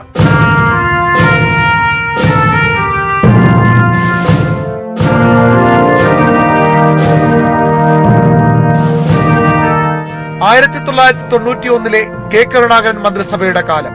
വിദ്യാഭ്യാസം ഉൾപ്പെടെ സർക്കാരിന്റെ പുതിയ നയങ്ങൾക്കെതിരെ ഇടതു വിദ്യാർത്ഥി യുവജന സംഘടനകളുടെ പ്രക്ഷോഭങ്ങൾ നാടാകെ കത്തിപ്പടർന്ന സമയം. അർബൻ സഹകരണ ബാങ്കിന്റെ സായാഹ്ന ശാഖ ഉദ്ഘാടനം ചെയ്യാൻ CPMന്റെ രാഷ്ട്രീയ ശത്രുക്കളിൽ പ്രധാനിയായിരുന്ന മന്ത്രി എം വി രാഘവൻ കൂത്തുപറമ്പിലെത്തി. മന്ത്രിയെ കരിങ്കൊടി കാണിക്കാൻ ഡിവൈഎഫ്ഐ പ്രവർത്തകരും. എം വി രാഘവനെ തടഞ്ഞ ഡിവൈഎഫ്ഐ പ്രവർത്തകരും പോലീസുമായി സംഘർഷം. പിന്നെ കണ്ടത് പകൽ വെളിച്ചത്തിൽ കേരള പോലീസ് നടത്തിയ ഏറ്റവും കുപ്രസിദ്ധമായ നരനായാട്ട്. യുവാക്കൾക്കു നേരെ പോലീസ് വെടിയുതിർത്തു. നിരവധി പ്രവർത്തകർക്ക് വെടിയേറ്റു. കെ രാജീവൻ, മധു, ഷിബുലാൽ, ബാബു, റോഷൻ ഓരോരുത്തരായി വെടിയേറ്റു പിടഞ്ഞു വീണു. രക്തസാക്ഷിത്വം വഹിച്ചു. വെടിയേറ്റു വീണിട്ടും തളരാത്ത പോരാട്ട വീര്യത്തിന്റെ മാതൃകയായി ജീവിക്കുന്ന രക്തസാക്ഷിയായി പുഷ്പനും. കഴിഞ്ഞ സെപ്റ്റംബർ 28 പുഷ്പനും മരണത്തിനു കീഴടങ്ങി. ഓരോ ഡിവൈഎഫ്ഐ പ്രവർത്തകരും ആവേശത്തോടെ മാത്രം പറയുന്ന പേരാണ് സഖാവ് പുഷ്പൻ. ആ പുഷ്പന്റെ അസാന്നിധ്യത്തിലുള്ള ആദ്യ കൂത്തുപറമ്പ് രക്തസാക്ഷി ദിനാചരണം ഇന്ന് നടക്കും. News desk, news 18.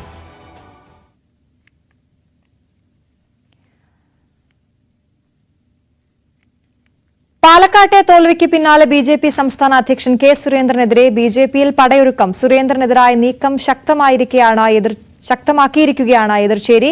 നാളെ സംസ്ഥാന നേതൃയോഗം വിളിച്ചിട്ടുണ്ട്. ഇതിനു മുൻപ് തന്നെ സുരേന്ദ്രന്റെ ഏകാധിപത്യ പ്രവണതകളാണ് തോൽവിയിലേക്ക് നയിച്ചതെന്ന കേന്ദ്ര നേതൃത്വത്തെ ധരിപ്പിക്കാനാണ് എതിർപക്ഷത്തിന്റെ നീക്കം. വി വിനോദാണ് വിവരങ്ങളുമായി ചേരുന്നത്.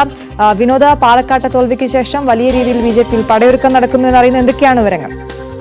അശ്വതി, പാലക്കാട് തോൽവി ക്ഷണിച്ചു വരുത്തിയത് സുരേന്ദ്രന്റെ ഏകാധിപത്യ പ്രവണതകളാണ് എന്ന ആരോപണമാണ് പൊതുവെ എതിർവിഭാഗം ഉയർത്തുന്നത്. CK പത്മനാഭൻ ഉൾപ്പെടെ മുൻ അധ്യക്ഷനാണ് അദ്ദേഹം ഉൾപ്പെടെ പരസ്യമായ പ്രതികരണങ്ങളിൽ എത്തിയിരുന്നു. അദ്ദേഹം സുരേന്ദ്രന്റെ പേര് എടുത്തു പറഞ്ഞില്ലെങ്കിൽ കൂടി കഴിഞ്ഞ ദിവസത്തെ പ്രതികരണം ഈഗോ മാറ്റിവെച്ച് പ്രവർത്തനങ്ങൾ നടത്തണം എന്ന നിലയ്ക്കായിരുന്നു.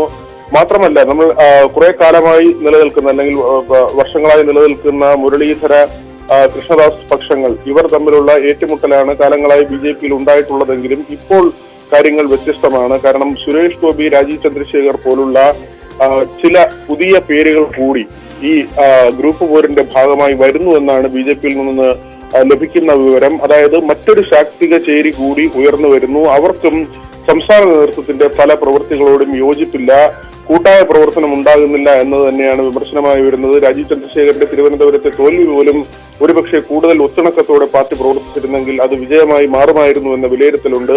ദേശീയ നേതൃത്വവുമായി രണ്ടുപേർക്കും വലിയ അടുപ്പമാണുള്ളത്. സുരേഷ് ഗോപിക്കും അതോടൊപ്പം തന്നെ രാജീവ് ചന്ദ്രശേഖരനും കേന്ദ്ര നേതൃത്വവുമായി വലിയ അടുത്ത ബന്ധവുമുണ്ട്. അതുകൊണ്ട് തന്നെ കേരളത്തിലെ കാര്യങ്ങൾ മറ്റൊരു വഴിയിലൂടെ കേന്ദ്ര നേതൃത്വത്തിന് മുന്നിലേക്ക് എത്തുന്ന ഒരു സാഹചര്യം കൂടിയുണ്ട്. അതിനപ്പുറത്തേക്കാണ് കൃഷ്ണദാസ് പക്ഷത്തിൽ നിന്ന് ഉയർന്നു വരുന്ന ആരോപണങ്ങൾ, ആക്ഷേപങ്ങൾ. അതിനപ്പുറത്തേക്ക് ഇപ്പോൾ BJPയിൽ പറഞ്ഞു കേൾക്കുന്ന മറ്റൊരു കാര്യം മുരളീധരനും സുരേന്ദ്രനും തമ്മിൽ രസത്തിലല്ല എന്നതാണ്.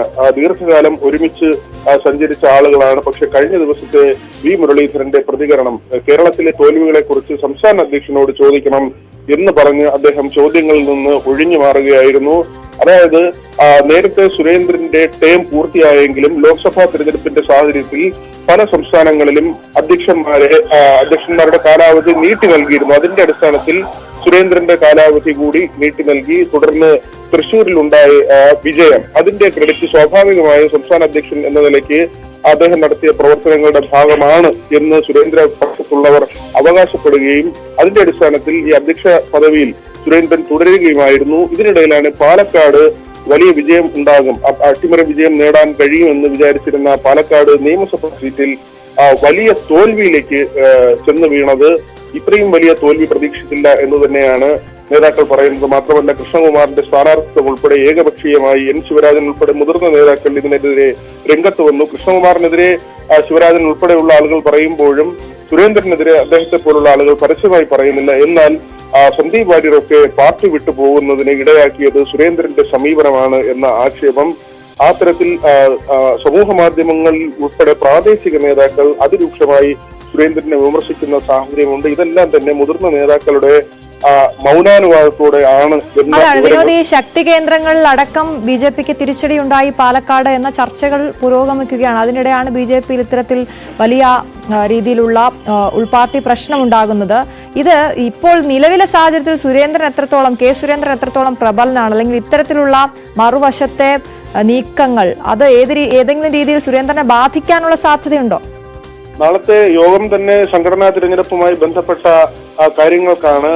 പൊതുവിൽ ദേശീയ തലത്തിൽ നേരിടുന്ന പ്രതിസന്ധി അത് കേരളത്തിലും ഉണ്ട് എന്ന ഒരു വസ്തുതയുണ്ട്. അതായത് RSSന്റെ സംഘടനാ ജനറൽ സെക്രട്ടറിയെ നേരത്തെ BJP-യിലേക്ക് നിയോഗിക്കുമായിരുന്നു. ഇവർക്ക് വലിയ അധികാരമാണ് ഉണ്ടായിരുന്നത്, അല്ലെങ്കിൽ പാർട്ടിക്കുള്ളിൽ വലിയ സ്വാധീനം ഉണ്ടായിരുന്നു. RSS കൃത്യമായ നിർദ്ദേശങ്ങളുമായി BJP-യെ നയിക്കുന്ന ഒരു കാലമുണ്ടായിരുന്നു.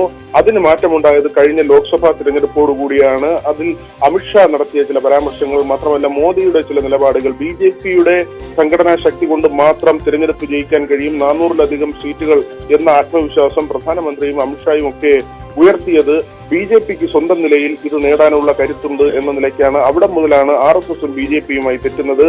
മോഹൻ ഭാഗവത് അതുമുതൽ ഇരു നേതാക്കളുമായി രസത്തിലല്ല. അദ്ദേഹം അങ്ങനെയാണെങ്കിൽ BJP സ്വന്തം നിലയ്ക്ക് പോകട്ടെ എന്ന നിലയ്ക്ക് കഴിഞ്ഞ പാർലമെന്റ് തെരഞ്ഞെടുപ്പ് മുതൽ RSS BJP-യുമായി സഹകരിക്കാതെ നിൽക്കുകയാണ്. മാത്രമല്ല, സംഘടനാ ജനറൽ സെക്രട്ടറിയെ കേരള ഘടകത്തിൽ നിന്ന് പിൻവലിച്ചതിന് ശേഷം സുഭാഷായിരുന്നു സംഘടനാ ജനറൽ സെക്രട്ടറി. അദ്ദേഹത്തെ പിൻവലിച്ച ശേഷം മറ്റൊരു സെക്രട്ടറിയെ RSS നൽകിയിട്ടുമില്ല. കേരളത്തിൽ മാത്രമല്ല, പല സംസ്ഥാനങ്ങളിലും RSS ഇങ്ങനെ സംഘടനാ ജനറൽ സെക്രട്ടറിമാരെ BJP-യിലേക്ക് നൽകാത്ത സാഹചര്യമുണ്ട്.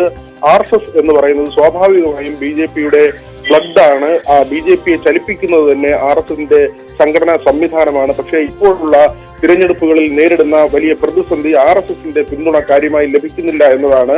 ഇതൊരു പക്ഷേ പാർട്ടിയിലെ ആഭ്യന്തര ചർച്ചകളിൽ സുരേന്ദ്രൻ ഉന്നയിക്കാനുള്ള സാധ്യതയുണ്ട്. മാത്രമല്ല, ചില നേതാക്കൾ വിട്ടുനിന്ന അടക്കമുള്ള പോരായ്മകൾ, ഏകോപനത്തിൽ താൻ മുന്നിട്ടിറങ്ങുമ്പോഴും സഹകരിക്കാതെ ചിലർ മാറി നിന്നു എന്ന ആരോപണം ഒക്കെ തന്നെ സുരേന്ദ്രന്റെ ഭാഗത്ത് നിന്ന് ഉയർത്താനുള്ള സാഹചര്യമുണ്ട്. മാത്രമല്ല, അവിടെ തിരഞ്ഞെടുപ്പ് ചുമതല ഉണ്ടായിരുന്ന നേതാക്കൾ അവരുടെ കൃത്യമായ നടപടികൾ അവർ പൂർത്തിയാക്കിയിരുന്നില്ല എന്നതടക്കമുള്ള കാര്യങ്ങളിലേക്കും വിമർശനങ്ങളിലേക്കും സുരേന്ദ്രപക്ഷം പോകാനുള്ള സാധ്യതയുണ്ട്. ഏതായിരുന്നാലും സുരേന്ദ്രനെതിരെ വീണ് കിട്ടിയ വലിയ അവസരമായി തന്നെയാണ് എതിർച്ചേരി ഇത് കാണുന്നത്. മാത്രമല്ല, സുരേന്ദ്രൻ ചർച്ചകളില്ലാതെ ഏകാധിപത്യപരമായി പെരുമാറുന്നു എന്ന ആരോപണം കുറെ കാലമായി പാർട്ടിക്കുള്ളിൽ സുരേന്ദ്രനെതിരെ ഉയർന്നു വരുന്നതാണ്. അങ്ങനെ ശരി വിനോദ്, എന്തായാലും നാളെ സംസ്ഥാന നേതൃയോഗം ചേരുമ്പോൾ ഈ കാര്യങ്ങളൊക്കെ അതിലേക്ക് ചർച്ചയ്ക്ക് വരുമെന്നുള്ളതാണ് ഇപ്പോൾ നമുക്ക് ലഭിക്കുന്ന ഏറ്റവും ഒടുവിൽ ലഭിക്കുന്ന വിവരമനുസരിച്ച്. ഇന്ന് കെ സുരേന്ദ്രൻ വാർത്താ സമ്മേളനം നടത്തുന്നുണ്ട്.